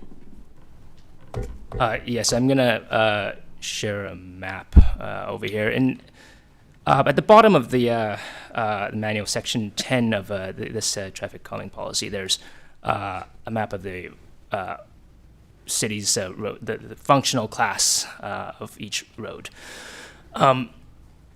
Some of the scoring criteria is based on this the functional class, because you expect that you expect roads like Pearl Street and Park Street are busy, and that you have to adjust for that. West Street is a major collector, So it is neither an arterial nor a local street. It is somewhere in the middle, and the thresholds are somewhere in the middle. I'll note that we noticed that Brickyard Road and Mansfield Road are both classified as local set of criteria that's both includes traffic volume and the access needs along it. So that's why there's a note at the bottom that for the purposes of this traffic calming policy, Brickyard and Mansfield are to be treated as minor collectors. But yeah, West Street is somewhere in the middle. But you would potentially, I mean, they're treated that way because that's the way the standard overall identifies them. But the management of this policy is local. Could we locally identify it in a different particular category because we recognize that it operates at a different level? Yes, you can, and that's exactly what this note about Brickyard and Mansfield does. But West Street is yeah. Okay, There so was no discussion about it. So this will be worded in the policy this way. It won't necessarily be colorized. I'm just thinking about, again, if a resident goes to this policy and looks through this, is it going to be clear to them that then these are the options that are going to be available to them as a potential calming policy if they pursue some sort of, correction to traffic in that area?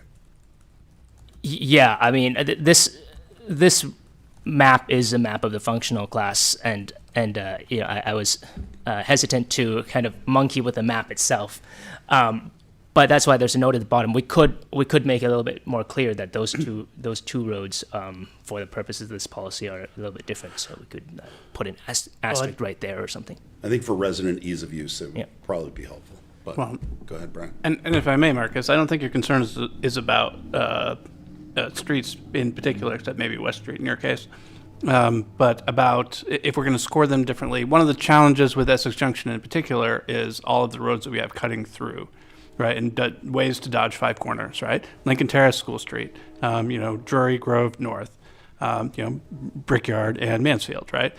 So what I heard from Marcus's question is there a way to up the designation of particular streets based on local knowledge on their actual use in the community? Well, it depends if you want those to be treated as cut-through streets, because as this policy is written, there's some guidance in there, and I'm throwing this on the screen right now about what types of interventions are appropriate on each type of street.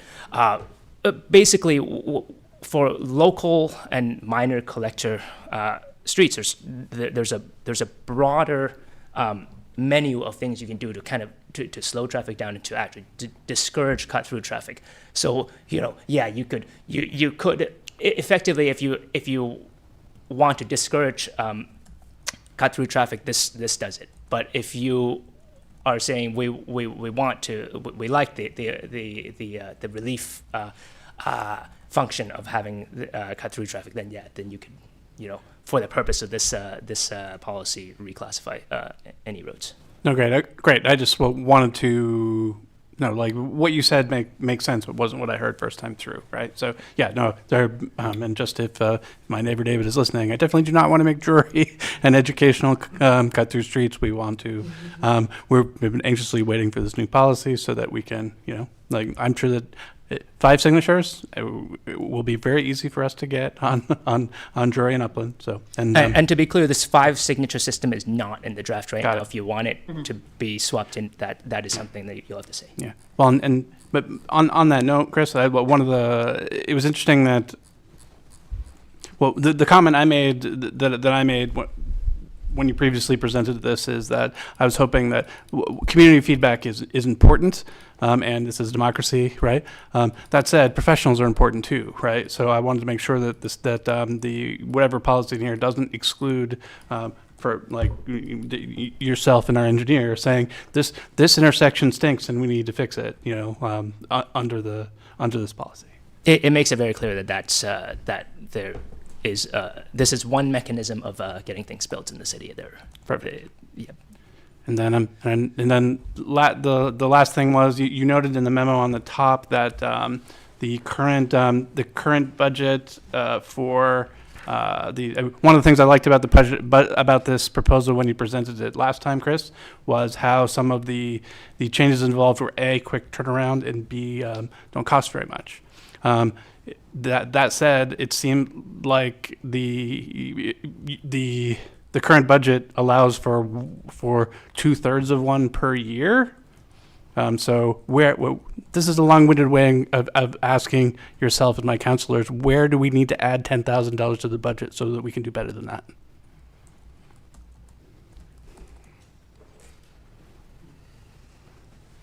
It sort of depends on how many requests come in. I mean, you don't think I can generate 4 of these, in the next week?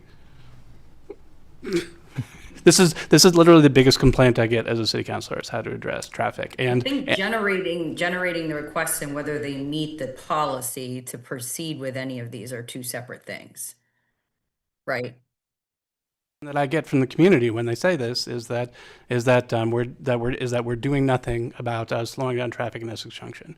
We've already agreed that we're not going to do anything with enforcement, so we have to do it here.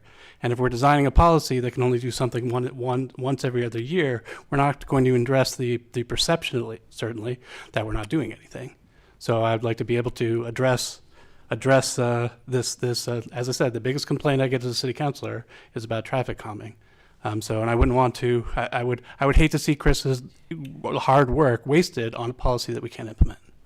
I think just to be clear, we never said we weren't going to do anything about enforcement. I think EPD hears loud and clear, especially post PCAB survey, how important enforcement and traffic in the city and the town is. So, but there's, that's outside of our direct control in that regards. But to be clear, we've never said that that's not a priority for us.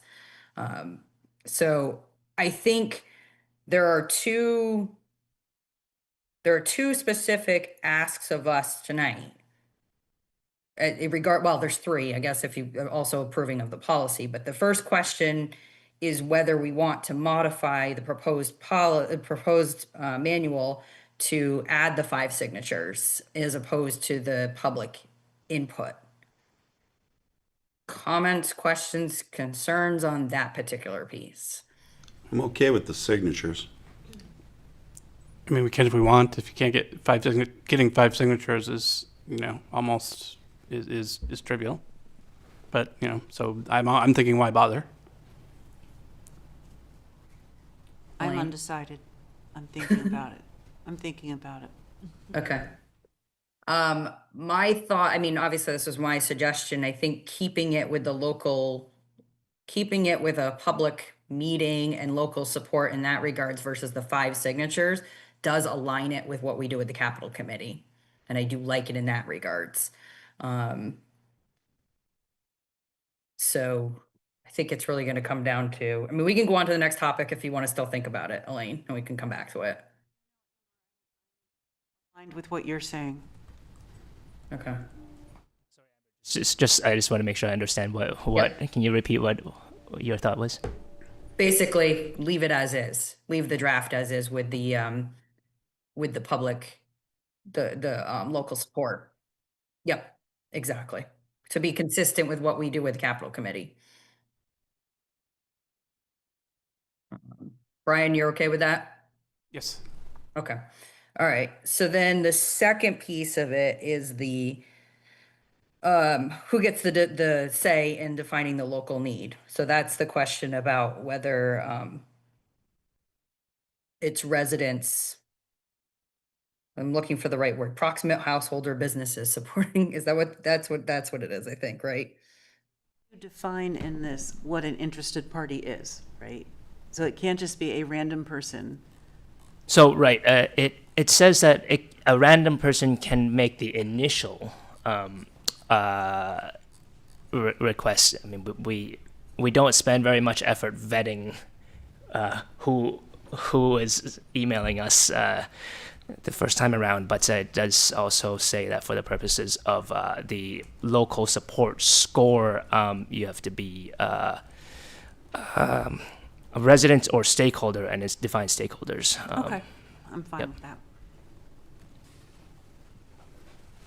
I'm fine with that as Same. well. Yeah. Good. Okay. So before I ask whether, go back to the fundamental, which is the motion to approve it, I'm just going to open it up for public comment. Is there anybody online? Not seeing any hands, any public comment in the room.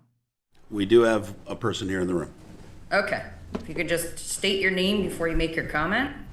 Hey y'all, I am David Ashe. Like John earlier, I'm also on the Bike Walk Committee, but coming to you as a resident. Like Brian, I also live on one of these cut-through streets. I live on Wilkinson, or on Tyler next to Wilkinson, off of West Street, and people just fly through there. I've talked to a lot of neighbors, and we're all very, very, very excited about having this toolkit to be able to advocate for our neighborhood, for our community, and really just empower the people who live in Nexus Junction, who know their streets. And Brian, like you said, like I can think of 4 to 5, places to make recommendations for this thing. I'm sure everyone in our community can too. So I'm really, really, really excited about having this this tool, and just want to voice my support. Thank you. Thank you. Appreciate it. All right, bringing it back. Is there any other discussion, or are you guys ready for the motion? Just a quick question. So if there's a neighborhood that wanted to do a speed study, like for example, on my street, we asked the police to do a speed study, and they did, or they couldn't do one or they did one in the part of the street where the speeding's not happening because of the physics of the cameras, and they couldn't have curves and everything, which totally defeated the purpose of the request. So this process would allow folks on my street, for example, to ask for an assessment from the community development department as opposed to the police department. And then if the community development department goes through this process, they can determine that some traffic calming can be installed. I mean, I'd like to emphasize that we do, all the departments work together in trying to come to an agreement on where speed should be measured. I think there might not have been the full coordination in the past, but we've made it clear through this process that definitely the city engineer should be involved in determining the location that is being measured. What the community development departments would take the lead on is the initial desktop analysis, the GIS analysis, to check that the location meets the initial kind of score thresholds to justify spending resources on doing the speed study, I think beyond that, it's going to be an internal discussion on where it's possible, where it's technically possible. Okay, thank you. Yeah, but to Elaine's question, I think it's a fair question. You're using the same equipment that EPD was using to do the speed studies. You're just having different people stand them up and collect the data. Brian, can you get a little closer to the mic? I can't hear you. Apologies. Thank you. So to just so that I understand Elaine's question, we're still using the same speed study equipment that EPD was using previously. It's just being stood up by community development and engineering, and being collected by them as opposed to by EPD, right? So if we have a physics problem with the shape of a street, we're still kind of stuck. Yeah, unfortunately, actually, I don't know what the answer so is. EPD would still be playing a role in doing the speed measurements here, and I think what this what we can do is have more coordination to really review the locations and really understand what the limitations before just accepting the limitations of where something can be measured. But yeah, there will probably still be some technical limitations in terms of equipment, and if that turns out to be a problem, then we'd have to in any specific case, we'd have to consider, you know, a different method of measurement. I don't know if Jeff has anything technical to say about that. No, I'd be very curious to hear what other alternatives there are. So in the past, this request for speed study comes, and PD typically just did it. It went off to them. It came back to us weeks, months later that the data finally arrived. We didn't know how it got collected, where it got collected. It just got collected. This opens up the door, I think, for all of us to talk about that gathering of that data. And if there are limitations, there's certainly other ways that we can do it. We can go back to the old-fashioned way where we time people driving from across this line to that line that we paint on the pavement. That's really rudimentary, but it's a way that we can do it. We can do it just observing it and watching people go. There's a whole other host of ways that we can use our professional judgment to vet some complaint. Obviously, collecting weeks worth of speed data is way better. But I acknowledge too, there's probably certain situations where that is not going to work, and we're gonna need to find another way. And I think this policy opens it up that all of us can talk about that and figure out how to do just that. And I had, not that I want to create work for ourselves, but we had offered to provide assistance with speed data and volume counts and anything that we can do to help this, because I know everybody's resources are really thin. And so as a group, I think we can hopefully respond to the requests that come in. Yeah, and just to that point, I think at the start here, we are anticipating that we have a backlog of of streets already that are sort of sitting in the queue and at a high level of sorting through. So I think once this policy is approved, we can kind of put our efforts towards addressing those. I don't think the actual speed collection has been the problem. This is a sort of a unique situation. But I don't think at the grand scheme, that's really been a holdup. Maybe it will be eventually when we've got this system up and running more streamlined and we're moving things through more definitively and quickly. But it's not our initial problem right at this moment, I don't think. But I would think, based on recent information, that at least in the short term, that backlog's not going to be undone because of the fact that there is currently a shortage because there's no traffic officer because they've been deployed. So that position is not, from my understanding, is not being filled or being carried by somebody else in that absence. So I don't know if the PD is still responsible for it, if they're going to be moving these things forward or not, or are they just going to be on hold until a traffic officer is put into place? Yeah, I don't know that answer, but again, I think we can figure it out now that we've got everybody. Well, if you guys move forward on this and we've got everybody at the table to try to figure these things out, we have multiple resources. We got to approve the manual before we can discuss how it's going to be implemented. Chicken and the egg. Therefore, move that the city council adopt the revised traffic calming policy as discussed. Second. All right, all in favor? Aye. Aye. All right, sounds unanimous. That is not on the agenda, so to be continued.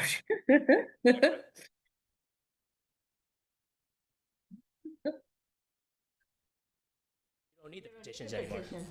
Did you just hit send, Brian? Okay, all right, moving on. Discussion and consideration of the rebranding identity feedback, and we have Ashley with us.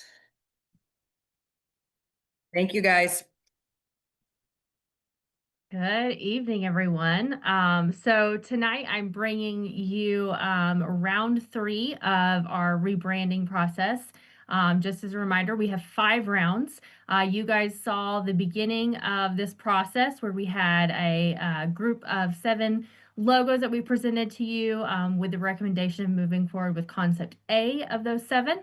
Tonight, this is a narrowing down of 2 different rounds. So when we met with you guys, we had presented some revisions that we were already going to be sending to place that included a different color palette, adjusting the composition of the 5 corners in the icon, looking at the typography.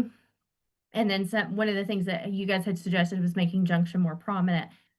And so we took that and we started looking at different variations of that. And then we went back to place and had quite a bit of other revisions that we asked them to do.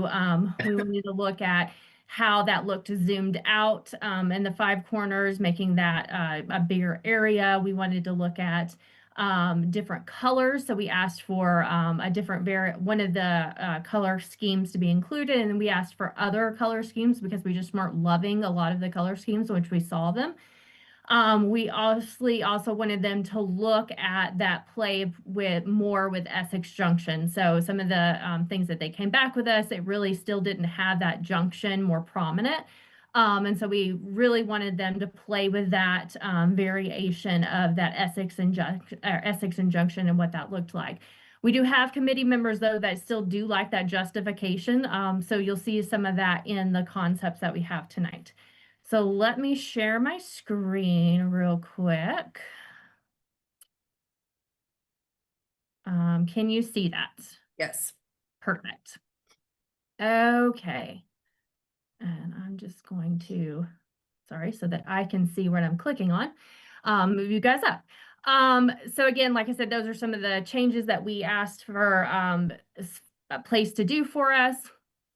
So this first concept, concept A, is the original concept, like I said, but it has the Essex Junction being the same size and font. So Essex and Junction, that's the same size of the font. It has the capital letters like we were talked about in some of our former discussions. We asked them in some of our things to do a 1 color. So they gave us 2 options of that. So you'll see that. You'll also see in all of these options, if I can get my thing to scroll down, how it looks with the branding and marketing. Again, we asked them to continue to do that so that everybody can see what that looks like.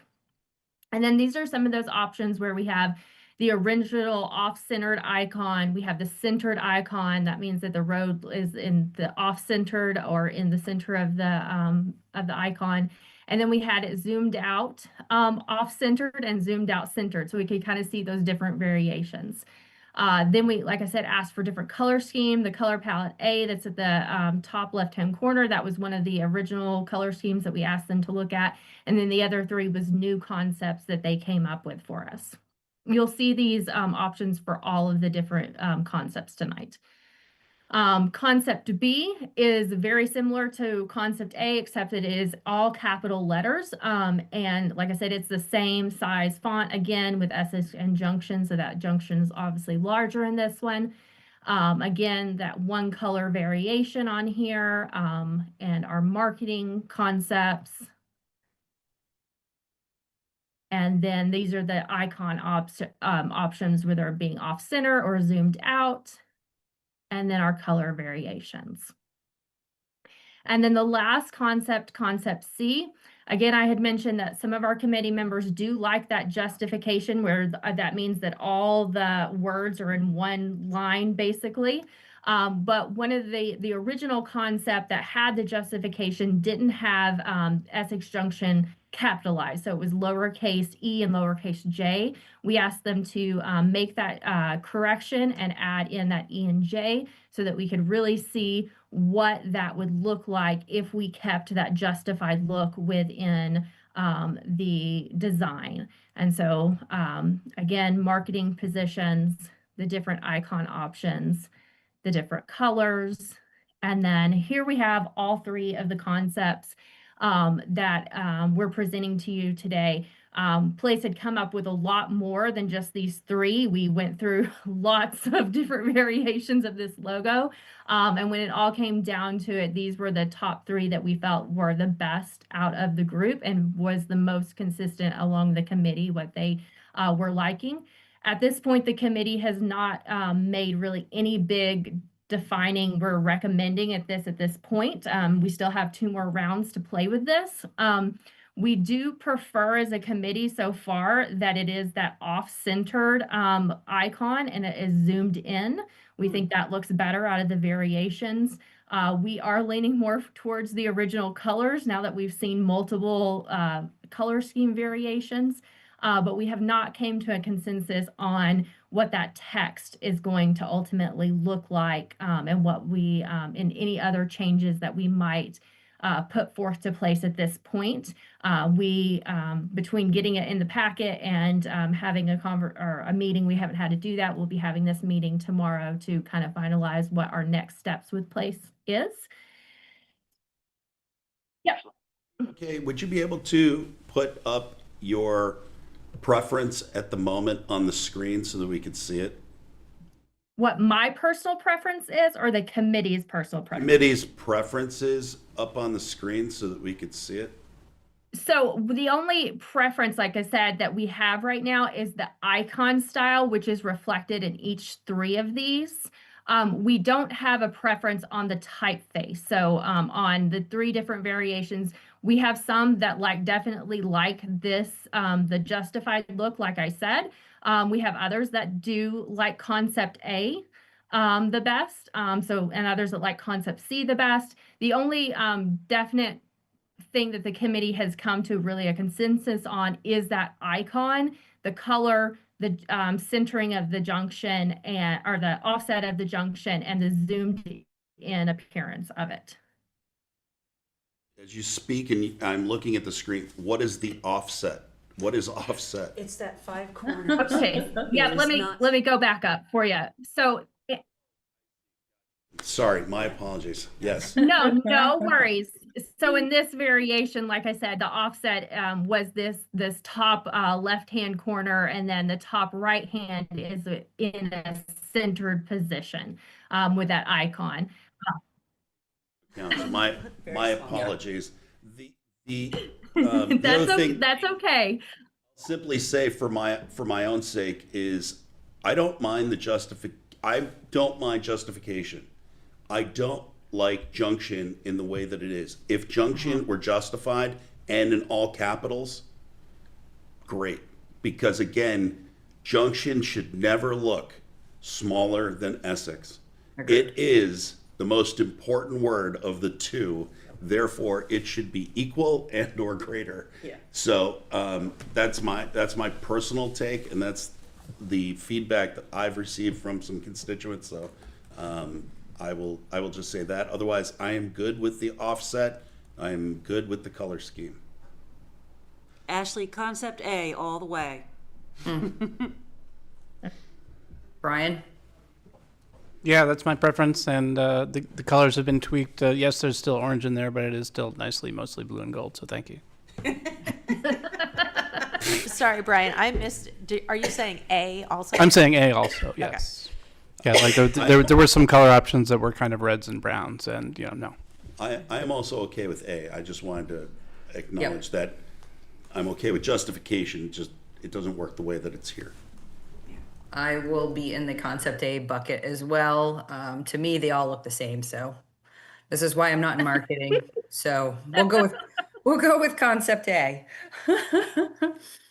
Out of these, is there any other options that you think that we should consider as a committee moving forward with place? Like I said, we have 2 more options for them to go through changes with us. And there are some that we definitely, we want to see 2 color variations. And so there's some things that we as a committee want to see, but is there anything else from the council that you look at this and say, I would like to see XYZ, or you need to consider this as you move forward? Ashley, the only thing I noticed that I wasn't super keen on was on the images with the logo on t-shirts and hats and stuff. Seeing City of Essex Junction, Vermont in all caps around the icon, I didn't like that at all. Okay. I feel like it would look a lot better if it was just initial caps. And I really like the lamppost banners. They look great. Yes. Yeah. Agreed. Yeah. The ones that are on, that are vertical. So you like the ones, I've got it up on the screen right now. You like something like that? Actually, the one where the icon is on the left of the lower left of the banner. The other one. See, this is where I like the all caps Essex JCT. Let me go to one that's actually looks like the concept, Elaine, that we're discussing. So you're thinking like this. Yeah. Okay. You know what would be helpful too is if we've got the street signs, like how that would be like a mock-up of the street signs kind of coming into the wow, almost said village. Clear definition of the fact that it's almost 9 o'clock. You know what I meant. I do, and you guys will see that, Amber. It's in the next section. So the first part of this is we get the logo, and then the next part is signage and all the templates and everything that we will possibly need is the logo moving forward. And then I'll bring those signs to you guys for approval as well on that. And so we'll have some back and forth with the signs as well on that. Okay. One thing that I think would be useful to see, I don't know if it's better, Ashley, is if we're going to make a rectangular version of the logo, instead of having the 5 corners icon on top of it, on top of the City of Essex Junction in a line, maybe a version where Essex is shifted left over the J, and you put the icon like at the end of Essex, kind of thing. You know, and to that particular point, it's one of the reasons why I like City of Essex JCT a little bit better, but I like the layout of Elaine's preference better because I like the use of space when you move that kind of off the corner versus it's a circle that just sits in that empty space. To me, visually, that's a more appealing placement of it. And there will be people who say, well, then you take away from the 5 corners. But I don't think so, because I think it just appears in other areas. But I think it's a nicer treatment. And I think saying that, designers will be able to apply that same kind of technique to other things, whether it's the t-shirt, the hat, and such. So. Any other suggested revisions for the next round?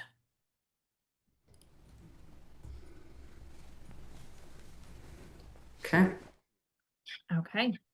The only other thing that I have tonight for you guys is the tagline options. When we first discussed this, I had brought this to you with the suggestion from the committee of option G, which is Vermont's Neighborhood City. At the time, there was Amber and Elaine had expressed interest in options A, which is where it all comes together, or option F, which is small city, big heart.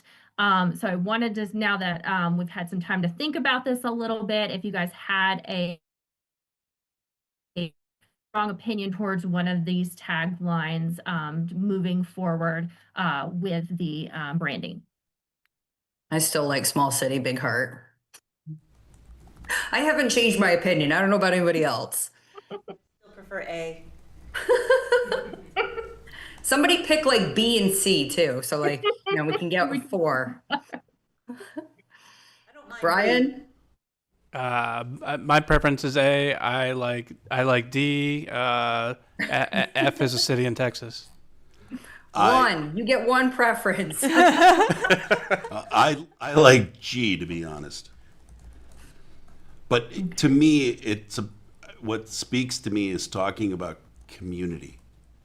And so that's, you know, and I'm looking for how that is grasped in these words. And You mean like B?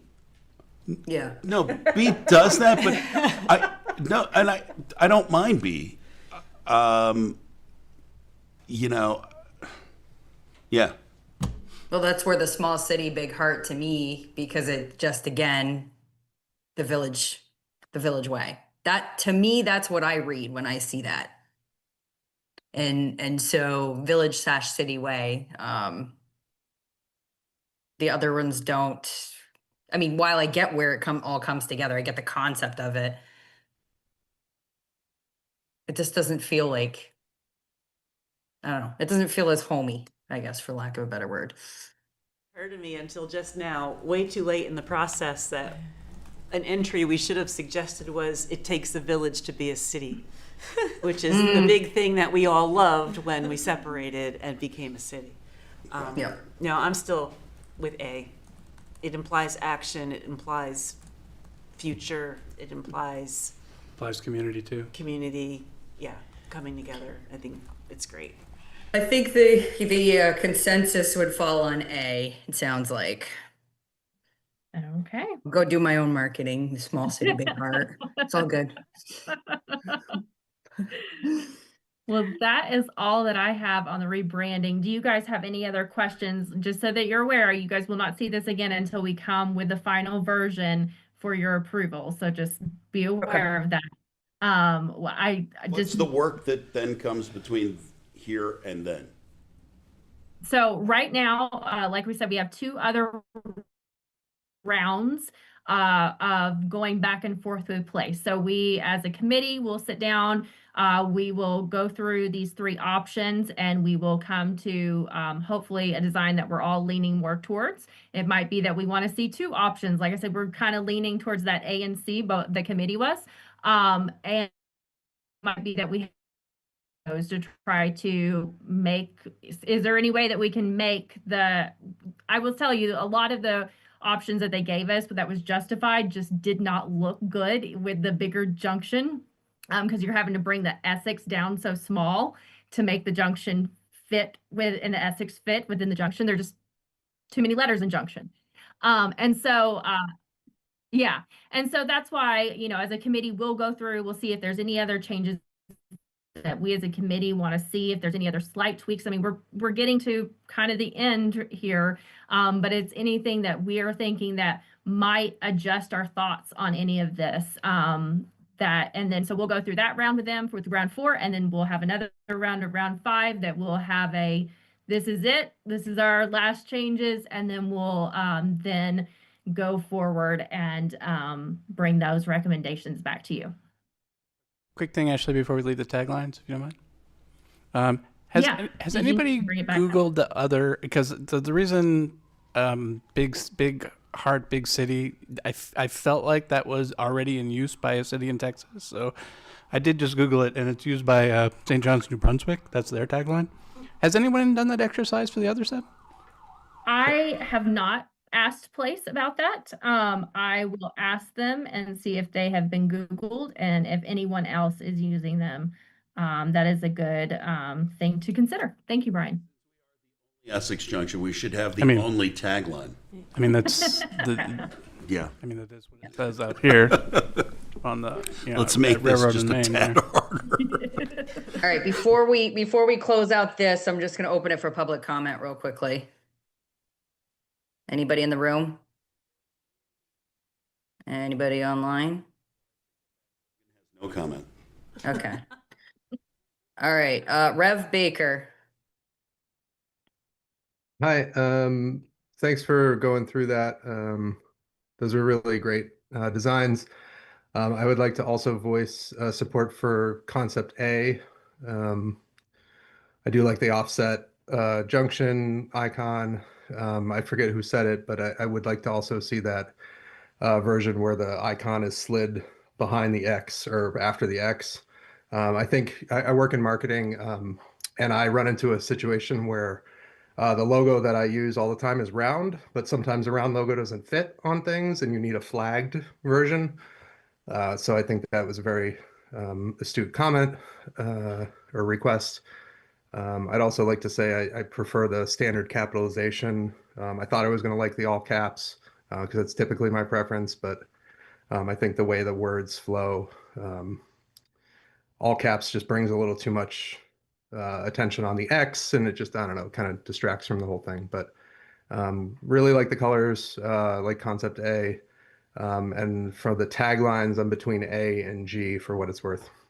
So thanks for doing this. Thank you. Rita? Thank you. Great job, Ashley. I also really like A. I do wonder, are we using a proprietary or standard font? We'll have to double check what that is. I don't know what their name of their font.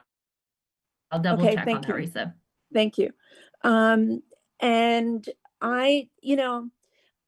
when we discussed this at the meeting a couple of weeks ago, I still I still can't quite let go of our tagline having something to do with we are the only Essex Junction in the world. We are uniquely Essex Junction. Although now, having heard Elaine's comment about it takes a village to make a city, I'm like, damn, that's really good.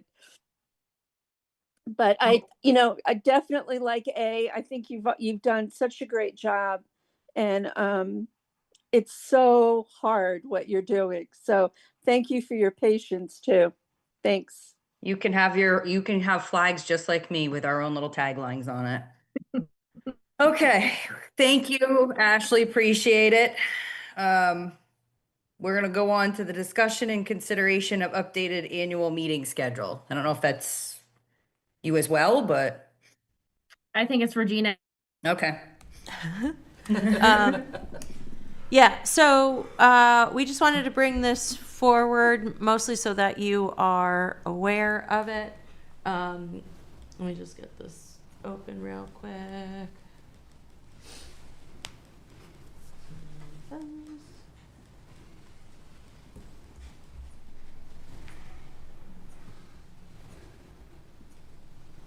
I'm happy to start if you want me to. I've got it pulled up.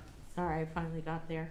Okay, so yeah, we just we have brought this forward earlier in the process. This is the schedule that we put together to make sure we are on task for the annual meeting date. With that date changing by a week, we updated this to make sure that we can meet all of the deadlines. So this is, we're still going to just run this by the attorney once we get through this meeting. But for the most part, this is pretty well set up.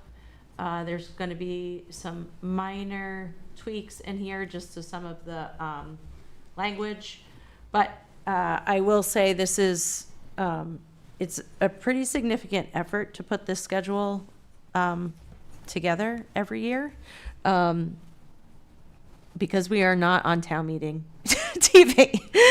VLCT creates this huge poster. They send it to everybody every single year, and it does all this work for Town Meeting TV. So it is pretty painful to do this. And in a year when you're also bringing in charter changes and a bond vote, those also each individually have their own deadlines that you have to kind of sort through here. So anything else we were supposed to say about this, Ashley?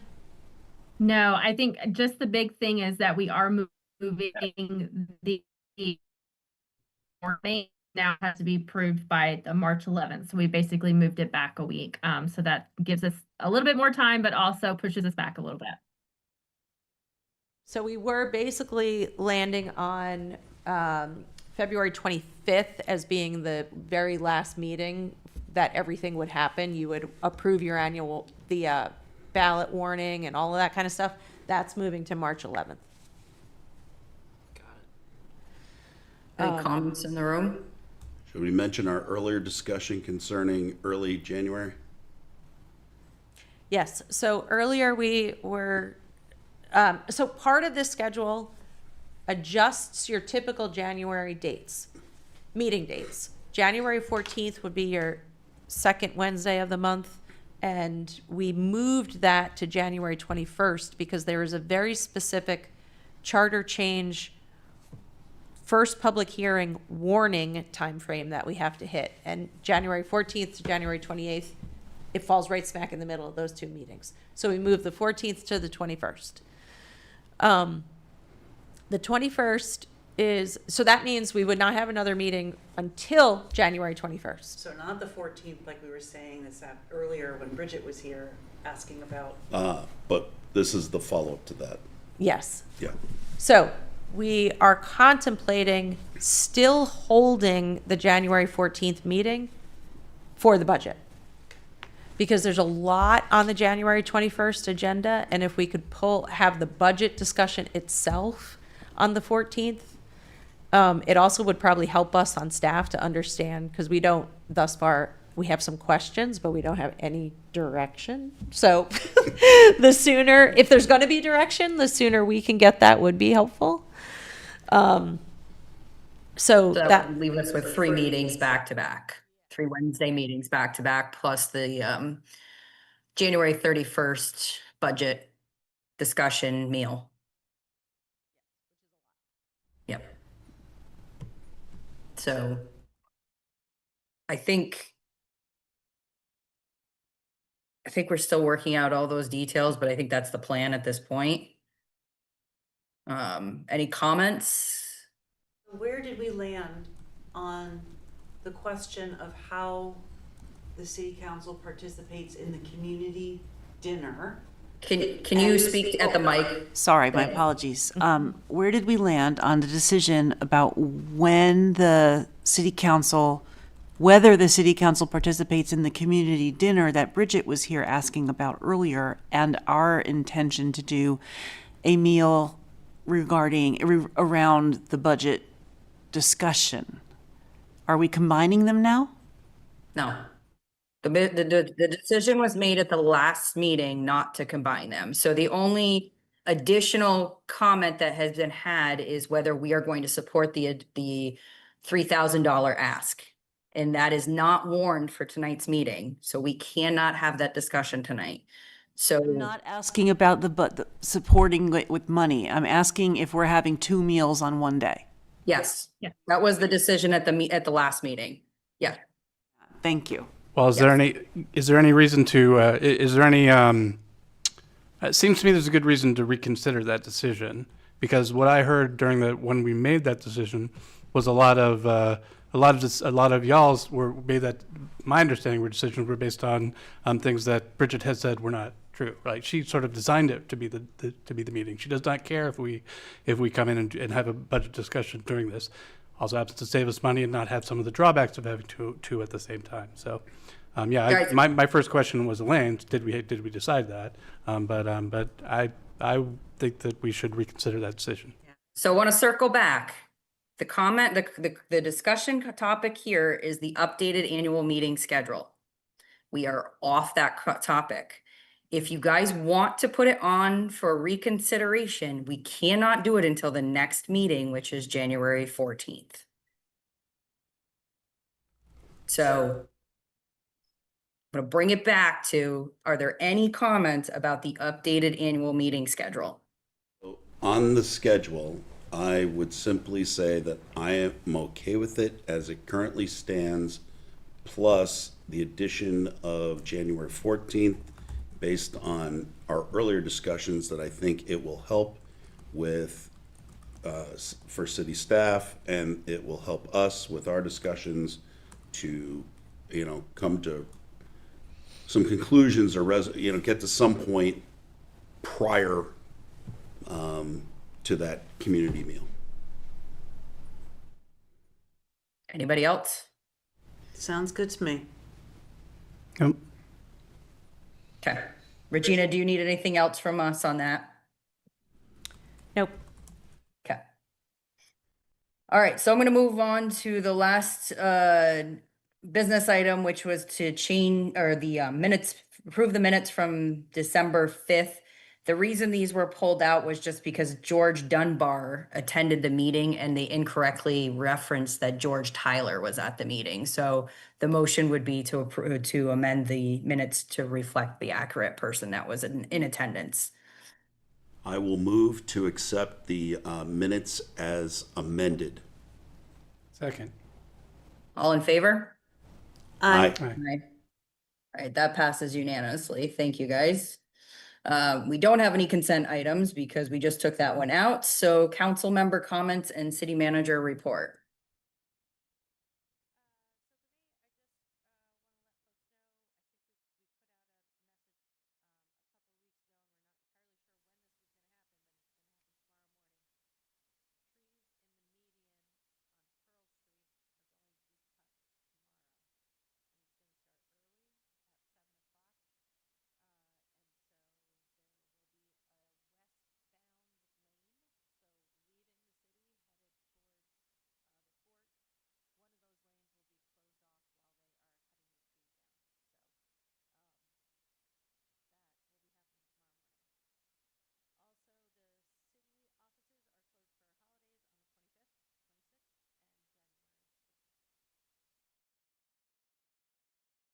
Thank you. Question, Regina. Since we're closing a lane on Pearl Street westbound, I don't know what the normal process is for this.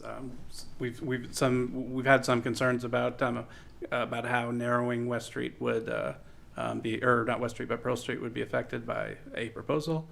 Can we get some numbers since we're kind of doing it tomorrow? We will have a lot of observers out there tomorrow. Fair enough. I may walk by myself, although maybe not at 7. Any other counselor comments? I would just like to make a recommendation that we talk via email, I suppose, about the January 31st lunch dinner situation. It is not against open meeting law for us to communicate regarding scheduling. I just feel like we might have jumped to a conclusion without complete information, and I want to make sure we're not making a mistake by scheduling 2 different events on one day. Suggestion, it has nothing to do with funding, doesn't require a vote, and if it is not something that the rest of the council wants to do, that is absolutely fine. I'm fine with that discussion. Any other comments? I would simply like to say to our residents, again, since we won't be here in this particular space, you know, having our conversation, look, the budget process has begun. If you have any questions, I want to remind you to please reach out to any one of us with those questions so that we can get those answered for you, so that we can help provide any insight and at the same time address your concerns publicly when we do resume back in January. And secondly, this is a very long holiday period, and I hope that regardless of what you believe or what you celebrate, you have a great and wonderful holiday season. So thank you to everybody, and talk to you in the new year. My quick comment is I just want to thank EJRP for another great train hop. It was a lot of fun, despite the fact that it was negative 40 degrees outside. Might have been a little bit of a stretch there, but it was cold, but it was a great event as usual. Thank you guys. So with that, I will entertain a motion to adjourn. All in favor? Aye. Right. Thank you guys. Have a good night. Good night.